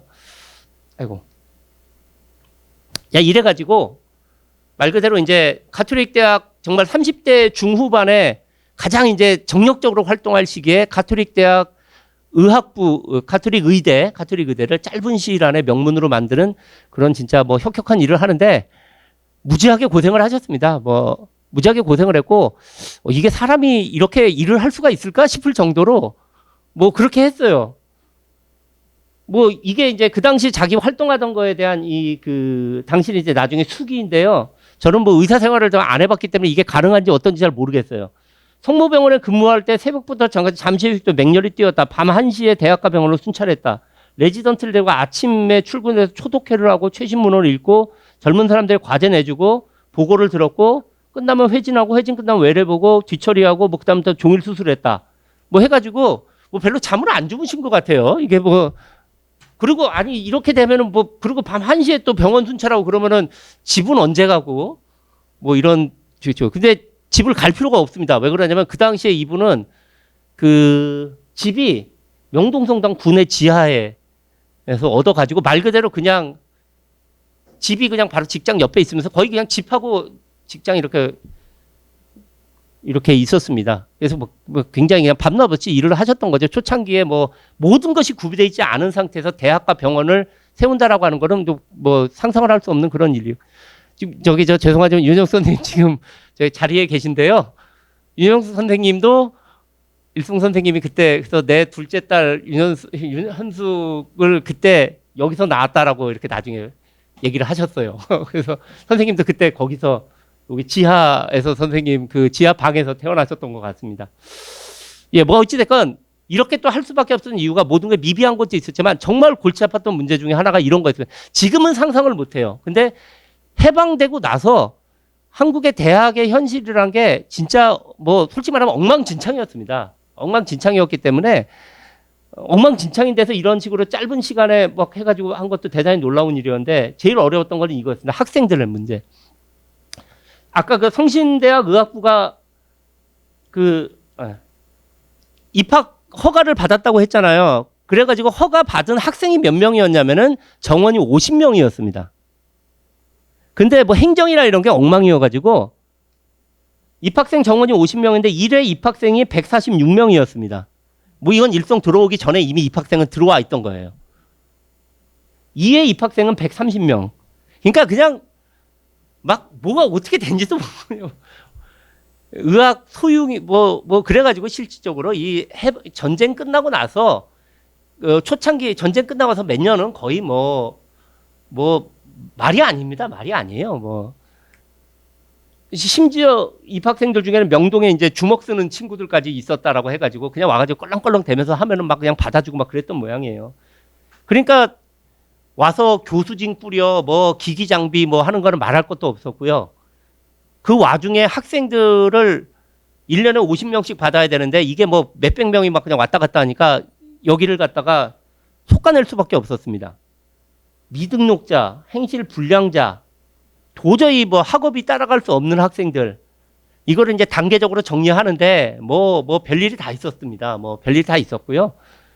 심지어는 이제 노기남 대주교를 통해 가지고 이제 우리를 왜 정리하느냐 막 이런 불만이 넘어가면 이제 노기남 대주교는 좀 살살해라 그러면 일성은 그렇게 못한다 막 하면서 그냥 대주교하고도 싸우고 하면서 부임하고 1년 만에 300명 중에 반수가 그냥 낙제 혹은 퇴학이 됐습니다. 근데 여러분들이 생각을 해봐도 이제 퇴학시킬 만한 사람들이 퇴학이 됐겠죠. 근데 물론 이 와중에 막 주먹이 오가고요. 하여튼 이런 일들이 벌어져가지고 나중에 알고 보니까 어느새 자기 별명이 윤깡이 되었다는 거예요. 윤깡.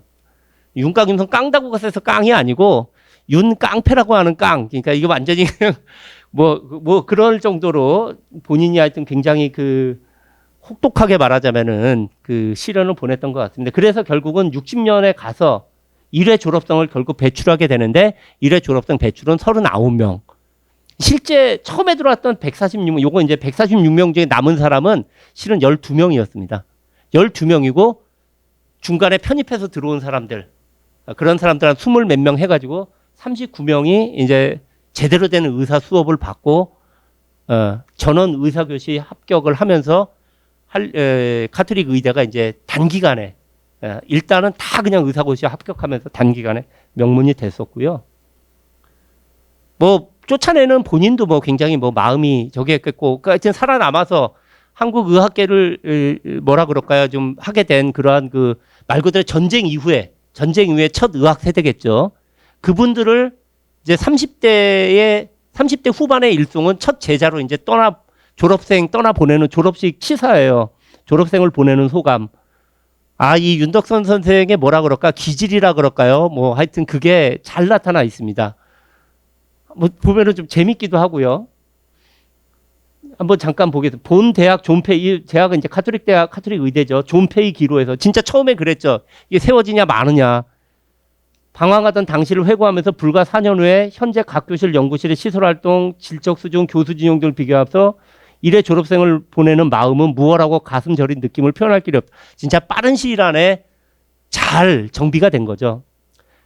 자, 학생들에게 소리 지르고 싫은 소리만 하는 것을 본업인 줄로 착각하고 있는 나한테 악역은 이제 윤석선이 다 맡아서 한 거죠. 자르고 하여튼 엄격하게 훈육하고 했겠으니까. 가장 욕을 많이 먹은 학생들이 바로 이 1회 졸업생들이다. 이 졸업생들이 자기를 뭐라고 불러요? 공산당 같은 놈, 천하 악질, 피도 없고 눈물도 없는 놈 등등 온갖 이제 그걸 이제 역설적으로 명예스러운 애칭을 다 받아온 나는 학생들한테 이런 애칭을 다 받아온 나는 39명의 제자들을 내보내며 예, 아직 기질이 재밌습니다. 여전히 절대로 나는 눈물을 안 흘린다. 예, 물론 속으로는 엄청나게 눈물을 많이 흘리겠죠.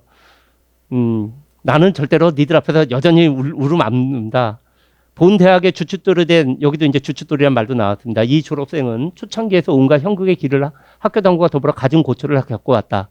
교수 선생들이나 학교 당국과의 친밀의 정, 가족적인 정이 서로 얽혀 있다고 본다. 초창기 의과대학에서 불충분한 시설과 부족한 교수진으로 가장 불우한 환경에서 배운 제군에게 항상 미안한 마음을 금할 수 없어. 뭐 그랬겠죠. 해방되고 나서, 아니 한국전이 끝나고 나서 정말 열악한 환경에서 열심히들 공부하지도 못. 다만 제군 내보낸 지금의 나는 교사는 아직 미흡한 교수진용 연구소 활동 등이 남부끄럽지 않을 정도로 되었다고 자부하면서 앞으로 나올 후배들에게 더욱더 축복이 있을 것이고 수년 내 한국 제1의 의과대학이 될 것을 절대로 확신하면서 같이 기뻐해 주기를 바라는 바이다 해서 뭐 어찌됐건 본인도 기쁘고 나가는 학생들도 기쁘고 천주교로서도 굉장히 큰 영광이자 뿌듯한 마음이었을 것 같아요. 사진을 잠깐. 그 당시에 뭐 아까 말씀드렸다시피 뭐 교육 시설도 제대로 안 돼 있고요. 의학 교육을 만든다라고 했지만 교사가 따로 없었습니다. 어디를 빌려서 했냐면은 여러분들 지금도 명동 성당 근처에 가면 개성초등학교 있죠. 그 개성초등학교 당시 그 건물을 이양받아 가지고 요게 명동 성당 옆에 있던 개성초등학교 건물이 초창기 그 카톨릭 의대 건물이었고요. 요건 이제 1956년 신입생들 이 명동 성당 옆에서 쭉 찍은 사진이고요. 60년도에 이 1회 카톨릭 의대 졸업생들이 나갈 때 카톨릭도 많이 뿌듯했던 모양입니다. 명동 성당에서 지금은 이런 일은 없겠죠. 저도 뭐 지금 카톨릭 의대는 제가 잘 모르니까 지금 명동 성당 구내에서 요 앞에 있는 요 분들이 이제 졸업해서 나가는 졸업생 의사들을 노기남 대주교가 이제 미사를 보내주면서 졸업을 하는 그러한 모습입니다. 1960년 명동 성당 제1회 카톨릭 의대 졸업생들 미사 장면이에요. 굉장히 그러니까 카톨릭으로서도 카톨릭의 엘리트들을 보낸다라고 하는 게 굉장히 크게 신경을 많이 썼던 거죠. 이 사진은 이제 이 미사가 끝나고 나서 이제 다 같이 기념 사진을 찍었던 모양입니다. 여기 있던 요 분들이 이제 1회 졸업생들이고 요 앞에 카톨릭 의대를 이제 여기 가운데 요 분이 아까 말씀드린 당시 카톨릭의 이제 제일 큰 어른이었던 노기남 대주교, 여기가 이제 당시에 의료 원장을 했던 이제 양기섭 신부, 그다음에 여기가 이제 일송 선생, 일송 윤덕 선생 세 분만 말하자면은 학교와 병원을 대표해서 이렇게 사진을 찍었습니다. 사진이 아주 뭐 지금 봐도 뭐 상당히 잘 명동성당 잘 나와 있죠. 60년도에 명동성당. 뭐 에피소드 하나만 잠깐 말씀드리면 이때는 아직 30대 후반이었고 일송 선생이 아주 그냥 대단히 기질도 뭐 팔팔했고요. 때로는 격정도 있었고 사회 문제에서도 관심이 많으셨던 것 같아요. 막 60년 이 무렵이죠. 60년 이 보낼 이 무렵에 여러분들 알다시피 4.19도 일어났고요. 4.19 일어났을 때 일송 선생은 상당히 그때 이승만 정권에 대해서 굉장히 이제 그 비판적인 생각을 갖고 있었던 것 같습니다. 그리고 본인이 그 4.19가 이제 60년 4.19 전날 실은 고려대 학생들을 중에서 큰 사건이 있었어요. 그게 뭐냐면 고려대 학생들이 이제 이승만 정부에 반대하면서 데모를 이제 해가지고 그 저기 중앙청 지금 저 이제 그 뭐지죠 어디에요? 그 지금 그 태평로 있는 거기 갔다가 이제 종로 쪽으로 해가지고 학교로 돌아가는데 이게 허락받은 집회였기 때문에 가가지고 경찰들이 인도를 하면서 종로 쪽으로 오고 있는데 갑자기 뭐가 어떻게 됐는지 경찰들이 인도를 종로 사가의 천일백화점이라고 하는 건물 앞쪽으로 인도를 하는데 갑자기 백화점 있는 데서 깡패들이 튀어나와가지고 고려대 학생들을 무차별로 구타를 해가지고요 30명 정도가 무지하게 두들겨 맞았습니다. 요게 그 사진이에요. 학생들이 데모하고 오다가 깡패들한테 맞아가지고 그래서 이게 4.18 고대 학생 의거라고 해가지고 고대는 이날을 또 특별히 또 기념을 하는데 하필 일송 선생이 거기를 같이 가셨나 봐요. 그래서 나중에 보니 그렇게 글을 씁니다. 그날 아마 이 학생 테러 이 장면을 이분도 목격을 했어요. 그날 저녁 나는 정신없이 내 어린 것들 이 어떤 분이신지 모르겠어요. 제자들인지 아니면 설마 자녀분들 윤석열 선생님 혹시 모르시죠? 예, 하여튼 내 어린 것들을 데리고 고대 데모대 뒤를 따르다가 천일백화점 앞에서 참상을 보았다. 이 장면을 본 거죠. 그들을 따라서 안암동까지 이제 고려대 캠퍼스까지 갔다 오신 겁니다. 그러니까 굉장히 화가 많이 났죠. 그 학생들이 그 깡패들한테 얻어맞는 장면을 봤더니 밤새도록 잠을 잘 수가 없었다. 이게 그 1년이 지나고 나서 이런 이제 글을 썼는데 그러고 나서 이제 다음날 4.19가 이제 터지게 된 거니까 우리도 가만히 있어야 되겠느냐 이제 이렇게 된 거예요. 물론 4.19 때는 학생들만 한 게 아니라 그 당시 교수들도 같이 참여를 했던 그러한 의거였기 때문에 일송 선생도 이제 교수들과 함께 이제 이거 참여하지 않을 수가 없지 않냐 뭐 이런 식으로 했고 또 카톨릭 쪽에서는 당시에 이제 굉장히 이승만 정부에 대해서는 굉장히 전체적으로 비판적인 분위기였어요. 신부 수녀들까지도. 그래서 학생, 교수, 성직자까지 이렇게 모여서 동참을 했고 오전 중에 모이자 이제 이렇게 된 겁니다. 카톨릭 의대도 명동성당 있는 그 근처에 모이고선 일송에 한바탕 연설을 하고 난 다음에 의대 학생들이 이제 머리에 흰 수건 두르고 명동에서 이제 그때 다 이제 저기 경무대 그 당시 이제 청와대를 경무대라고 불렀거든요.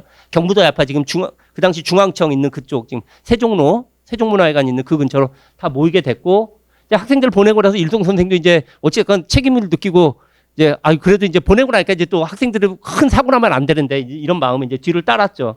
근데 뭐 다 알다시피 이제 경무대 쪽에서 총성 울렸고요.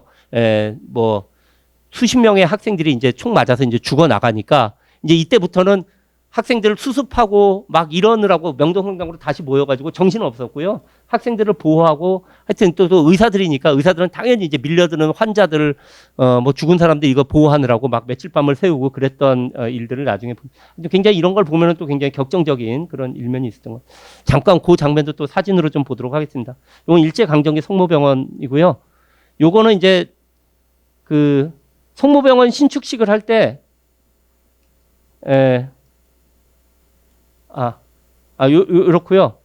잠깐 사진 전에 좀 이런 면모가 있고 이제는 이제 병원 얘기를 좀 그 당시 카톨릭 병원 얘기를 좀 해보겠습니다.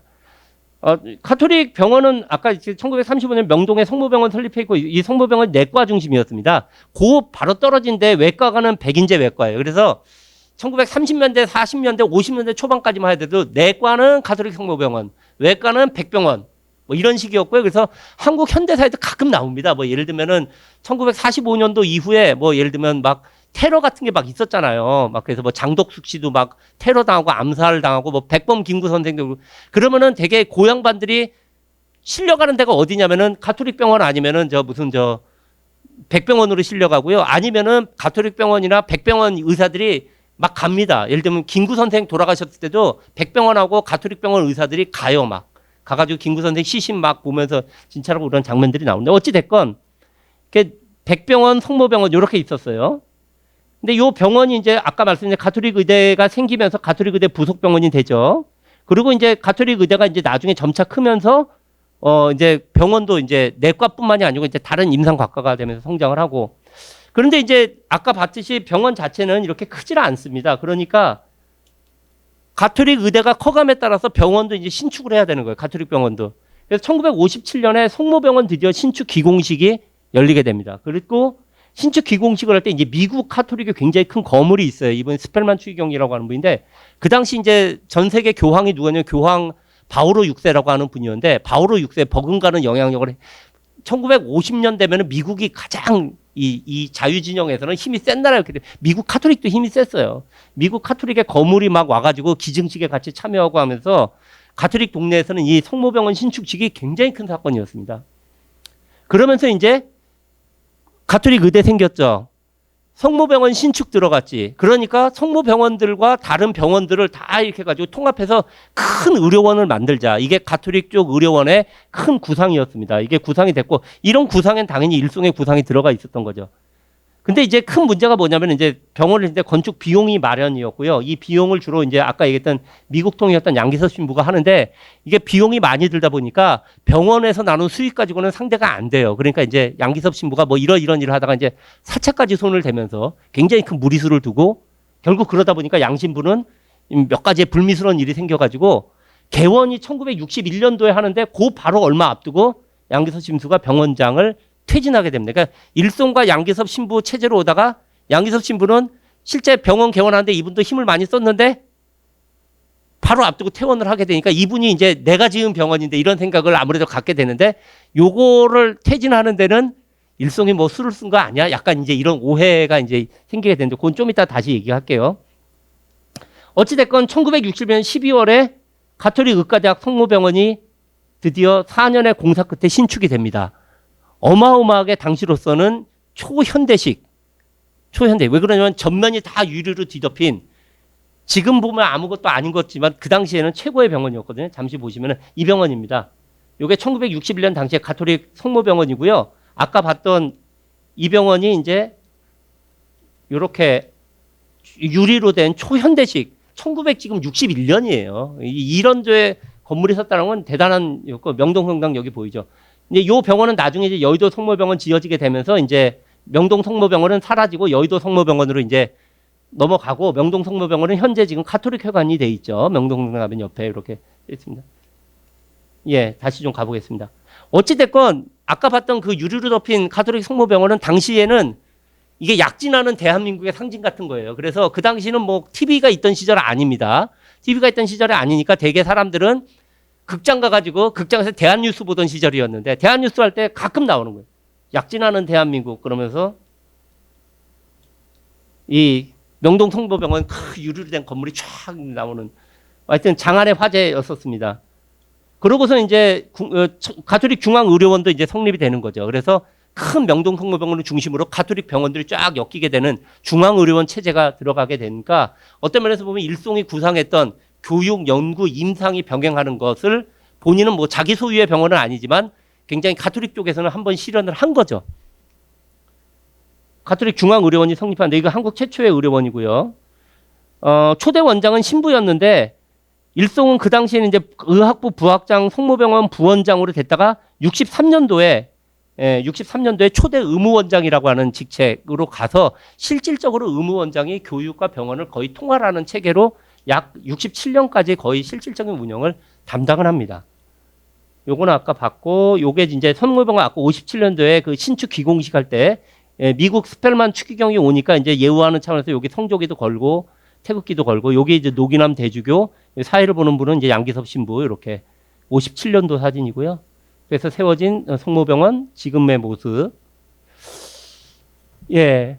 1960 근데 이제 6년도쯤이 되면은 요건 이제 조금 복잡한데요. 얘기가 복잡한데 1966년도쯤 되면은 이제 가톨릭 쪽 자체에서 일단 좀 일련의 문제들이 터지게 됩니다. 일련의 문제들이 조금 미묘한 문제들이 터져요. 뭐 서울대교구의 격리신부가 돈 문제 구속돼서 또 이제 경향신문 운영 문제가 돼가지고 또 가톨릭 쪽에서 경향신문 내가야 되고 뭐 이런 문제가 터지고요. 결국은 그런 일련의 문제로 노기남 대주교가 퇴임을 하게 됩니다. 그리고 윤공희 주교도 아까 평화도시에서 이분이 잠시 이제 그 서울대교구장을 대리로 이제 수행을 하게 되는데 그 와중에 이제 윤공희 주교가 67년에 아까 그 양기섭 신부라고 하는 분이 불명예스럽게 퇴진을 했다고 했잖아요. 이분을 다시 불러가지고 의학부장에 부임을 하는데 양기섭 신부가 여기서 이제 아주 굉장히 무리수를 둡니다. 아까 윤덕성원이 의무원장이라고 그랬잖아요. 이제 갑작스럽게 해임을 한 거예요. 해임을 하니까 이 난리가 났죠. 가톨릭 의대에서는 난리가 나서 이제 의대 교수 70명의 해임 반대 연판장을 돌리고요. 학생들은 이제 왜 갑자기 뜬금없다 이런 식으로 해가지고 해임 반대 시위하고 막 농성하고 막 이렇게 됐는데 그 와중에 또 양기섭 신부가 그러면은 그래 그동안 운영 어떻게 잘못됐냐 잘했냐 한번 보자 하면서 이제 재단 이렇게 명부를 까놓은 겁니다. 근데 명부를 깠는데 이게 가톨릭 재단 측의 문제가 불거져 버렸어요. 그러니까 외려 이제 일송을 이렇게 아웃시키려고 칼을 던졌는데 이 칼이 이제 본인 재단 쪽으로 맞게 되나 하지 좀 복잡한 문제가 벌어지니까 이 문제 불거진 것 때문에 이제 당시에 윤공희 이 주교 같은 경우는 좀 중재하던 중간의 입장이었는데 이렇게 돼버리니까 양신부 본인도 다시 퇴진을 하게 됐고요. 가톨릭 재단 문제 때문에 윤공희 대주교도 또 퇴단을 하게 되는 하여튼 이 당시에 가톨릭도 굉장히 시끄러웠고 또 그 와중에 가톨릭 병원이 시끄러웠고 의대도 시끄러운 이런 일련의 이제 사건들이 벌어지게 됩니다.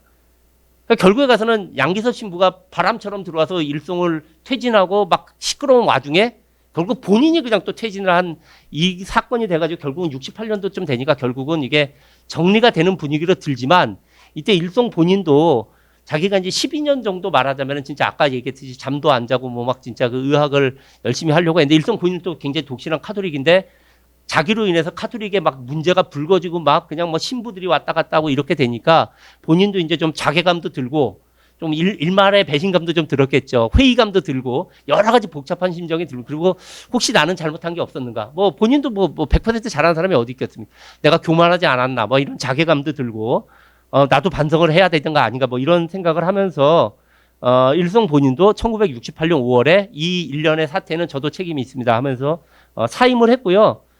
사임을 할 때 나도 이제 더 이상 카톨릭에 정 떨어진다 하면서 당시에 임상과과를 대표하는 대표 교수가 13명이 사임해서 이때 실은 카톨릭 의대는 굉장히 큰 타격을 입습니다.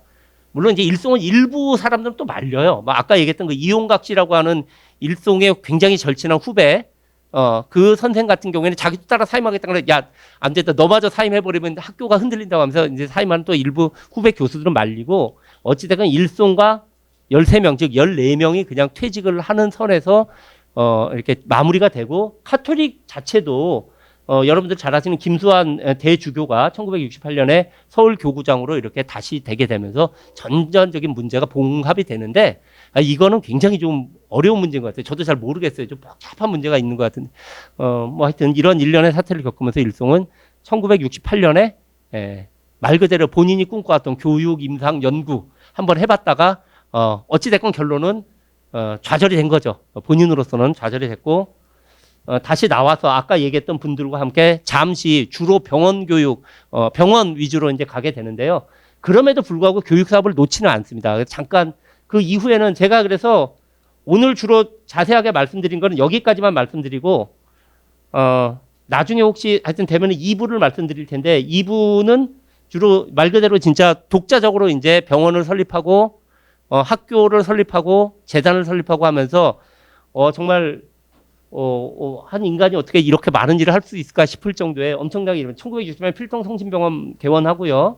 한강성심병원 1971년 이제 본격적으로 본인이 완전 독자 병원을 세우는 건 1971년이죠. 그래서 올해가 이제 50주년이 되게 되는 겁니다. 한강성심병원 개원하고 한강성심병원 개원하면서 잠시 중앙대학교랑 손을 잡으면서 거기서 중앙대 의과대 교수와 중앙대 의무원장을 잠시 합니다.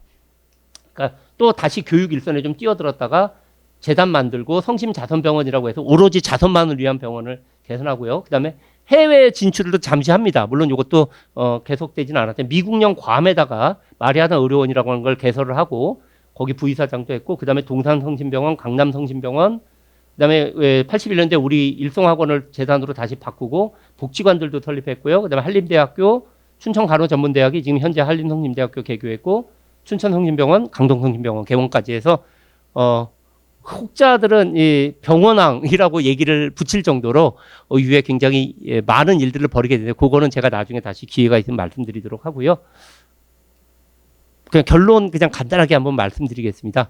저 개인적으로 제가 이제 일송평전도 쓰고 할 때 처음에는 저도 어찌됐건 이제 한림대학교에 적을 두고 있는 사람으로서 굉장히 성공한 사업가이기도 하죠. 그리고 일송 세대가 보통 뭐 흔히 말하면 한국의 재벌 1세대라든지 뭐 어떤 의료인으로서 성공한 세대 뭐 이렇게 해서 성공한 사업가 혹은 의사 어찌됐건 이전에 식민지 시기에 태어나가지고 대한민국의 초창기 발전을 각 분야나 기업이나 뭐 이런 데서 놓은 그리고 경제적 재부를 이룬 어떤 그런 인물로서 이제 저도 처음에 접근을 했는데 평전을 제가 쓰다 보니까 굉장히 다채로운 면모가 보였던 거예요. 제가 이제 저도 역사를 공부하는 사람으로서 굉장히 재밌었던 거. 여러분들도 제가 쭉 얘기를 말씀드렸지만 굉장히 재미난 면모와 이력들이 있습니다. 아마 조선시대까지만 하더라도 1900년대 초반까지만 해도 한국의 주류 그러면 서울이죠. 그리고 유학을 공부한 사람들이었는데 이분은 비주류 조선시대적인 기준으로 볼 땐 비주류입니다. 평안도 그 평안도 사람들이 어떻게 쫙 1920년대 이후에 약진하는가를 제가 잠깐 말씀드렸는데 그러한 모습이라든지 가톨릭 쪽 사람들이 어떻게 약진을 하고 또 뭐 이렇게 활동을 하는가 이런 활력을 볼 수가 있었고요. 그다음에 이제 가톨릭 신앙 제가 이제 잠깐만 얘기했지만 아주 독실한 가톨릭 신앙인으로서 인수를 베풀려고 노력했던 거라든지 아니면은 굉장히 인문학적 소양에도 깊었던 그런 근대 초기의 지성인들의 모습 또 지성인의 모습을 볼 수가 있었고요. 그다음 뭐 아까 말씀드렸듯이 의사가 될 때는 이 민족적 책임감에서 됐고 또 당연히 항상 의사로서 공동체 구성원의 건강을 생각했고요. 그 민족 장려를 위한 유경 사업에도 계속 끈을 놓지 않았고 뭐 복지 같은 데도 해서 사회 복리로 해서 헌신을 했고요.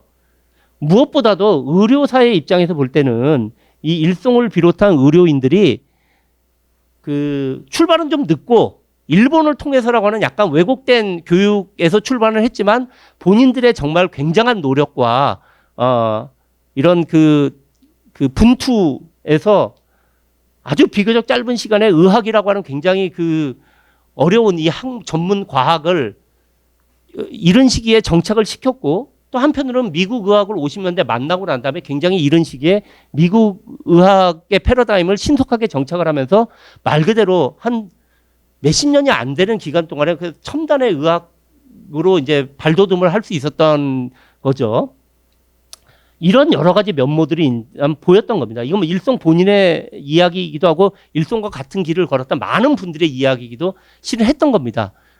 그래서 이걸 보면서 제가 이제 아무래도 우리가 이제 뭐 지금 현재의 한국을 생각을 해볼 때 지금 21세기도 마찬가지인데 현재의 한국은 정말 압축적이고 복잡하고 성공도 있고 또 실패가 뒤엉킨 정말 말 그대로 여러 가지죠. 그죠? 한국이 뭐 K 방역도 있고 K 문화도 있고 뭐 그다음에 빠른 경제와 빠른 민주화 뭐 기타 등등 있지만 또 한편에서는 뭐 갈등도 심하고 뭐 노령화도 그냥 순식간에 이루어지는 것 같고 뭐 그다음에 청년들의 좌절도 있고 뭐 기타 등등등 또 이런 빛과 그늘이 다 교차를 하고 있는데 이런 복잡하고도 아주 어려운 어떤 한국의 현대사를 흔히 이제 특히나 정치적으로 우리가 이제 진영 논리가 대립을 하고 이럴 때는 뭐 아주 단순화시켜서 얘기하는 뭐 산업화와 민주화 뭐 그에 따른 어떤 진영의 민주 세력의 뭐 무슨 역사 독점 뭐 산업 세력의 역사 독점 이런 식으로 우리가 상당히 아주 단순하고 도식적으로 하고 있는데 그런 거를 어떤 넘게 되는 한국의 현대사를 어떤 일송 선생 같은 사람들이 보여주는 게 아니냐. 일송의 사례는 한국의 현대사에서도 어떤 이런 그 단순 도식적인 어떤 보수 산업 자유주의 아니면은 진보 뭐라 그럴까요? 뭐 민주화 무슨 복지사회 이런 식의 어떤 단순 도식을 넘어주는 그러한 게 제공할 거 아니냐. 뭐 이런 식으로 생각이 좀 제가 개인적으로는 들었고요. 일송뿐만이 아니고 그런 분들이 뭐 굉장히 많죠. 대한민국엔 학문, 문화, 교육, 산업 그런 데서 활동한 지식인, 일송 선생은 지식인과 전문가의 영역이겠지만 그 외 예술인, 교육자, 기업인, 노동자, 자영업자, 농민, 여성 등의 이런 그 노력과 분투를 잘 보고 되살리는 게 한국의 역동성을 잘 보여주는 그러니까 그러한 장면이고 그렇게 한국 현대사는 좀 이렇게 무슨 진영 논리로 재구성돼야 될 게 아니다라고 하는 저는 개인적으로 그런 생각이었습니다. 그래서 일송과 일송들을 포괄하는 일송 선생이라든지 일송 선생과 같은 그러한 분투하던 한국의 현대사 인물들을 포괄하는 게 그런 현대사가 구축되는 게 좀 우리에겐 굉장히 중요하고 그런 경험이 재조명되면은 한국 현대사를 통해서 인류의 사회에다가 우리 한국은 이렇게 짧은 시간 안에 빛과 그늘을 다 교차했었다라고 하는 걸로 이렇게 내놓을 수 있는 그런 자산이 되지 않을까 하는 저는 개인적으로 그런 생각이 들어서 그런 면에서도 일송 선생이 상당히 좀 더 조명될 필요가 있다 그런 생각을 좀 했습니다. 예, 제가 좀 시간을 조금 넘겼습니다. 이상으로 제 강의를 마치도록 하겠습니다. 감사합니다.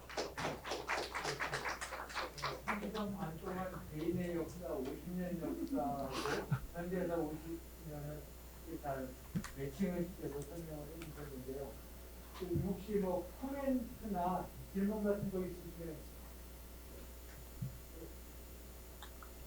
혹시 없으면 제가 먼저 하나 예. 준비하시라고 하나는 이렇습니다. 마이크. 과학원에서 예. 이성 선생님 그 밑에 2층에 이성 선생님 기념관이죠. 거기에 네. 그 의사가 되는 계기가 네네. 일본 선생님이 네. 일본인들한테 허리를 굽히지 않는 건 의사가 되는 것밖에 없었다라고 그렇게 써 있는데 지금은 얘기는 아버님으로 바뀌었어요. 예. 그거 제가, 예. 진위 하나 네네네. 하고 그다음에 1960년 네. 4.19 때 네네. 그 4.18 얘기 하셨잖아요. 네네. 그때 그 어린애들 그 얘기는 이사장님이 몇 번 얘기하신 것 같아요. 예. 그 같이 갔다가 네네. 총소리도 듣고 아, 네네. 도망가고 뭐 그 4.19 그 학생 그 4.19 그거 때 거기 참여하셨다라는 얘기를 들은 것 같아요. 지금 현 이사장님이. 예. 아, 그러면은 제자가 아니고 그 현 예. 이사장님과 같이 하셨나 예, 보군요. 그때 그 그거 집도 예, 예. 가깝고 뭐 그렇게 아, 예, 예. 얘기를 하셨던 것 같으니까 그쪽에 한번 확인해 보셨으면 어떨까라는 거 하고요. 아, 네네. 마지막으로 하나는 그 본인이 뭐 어쩌다 의사인데요. 네. 엑시던탈 닥터인데 제가 보기에는 어쩌다 의사가 되신 것 같은데 본인이 내가 의사가 되는 게 맞는 것 같다, 운명인 것 같다 그런 것들은 혹시 개인의 일기장이나 이런 거에서 의사로서의 어떤 자부심이나 내가 잘 된 것 같다 아니면은 나한테 맞는 것 같다 인생에서 예. 그런 구절이 있는지 한번. 네네. 일단 그 첫 번째 질문에 대해서는요. 그러니까 1인들에게 머리를 숙이지 않고 되는 길은 의사, 그거는 부친이 하신 게 맞고요.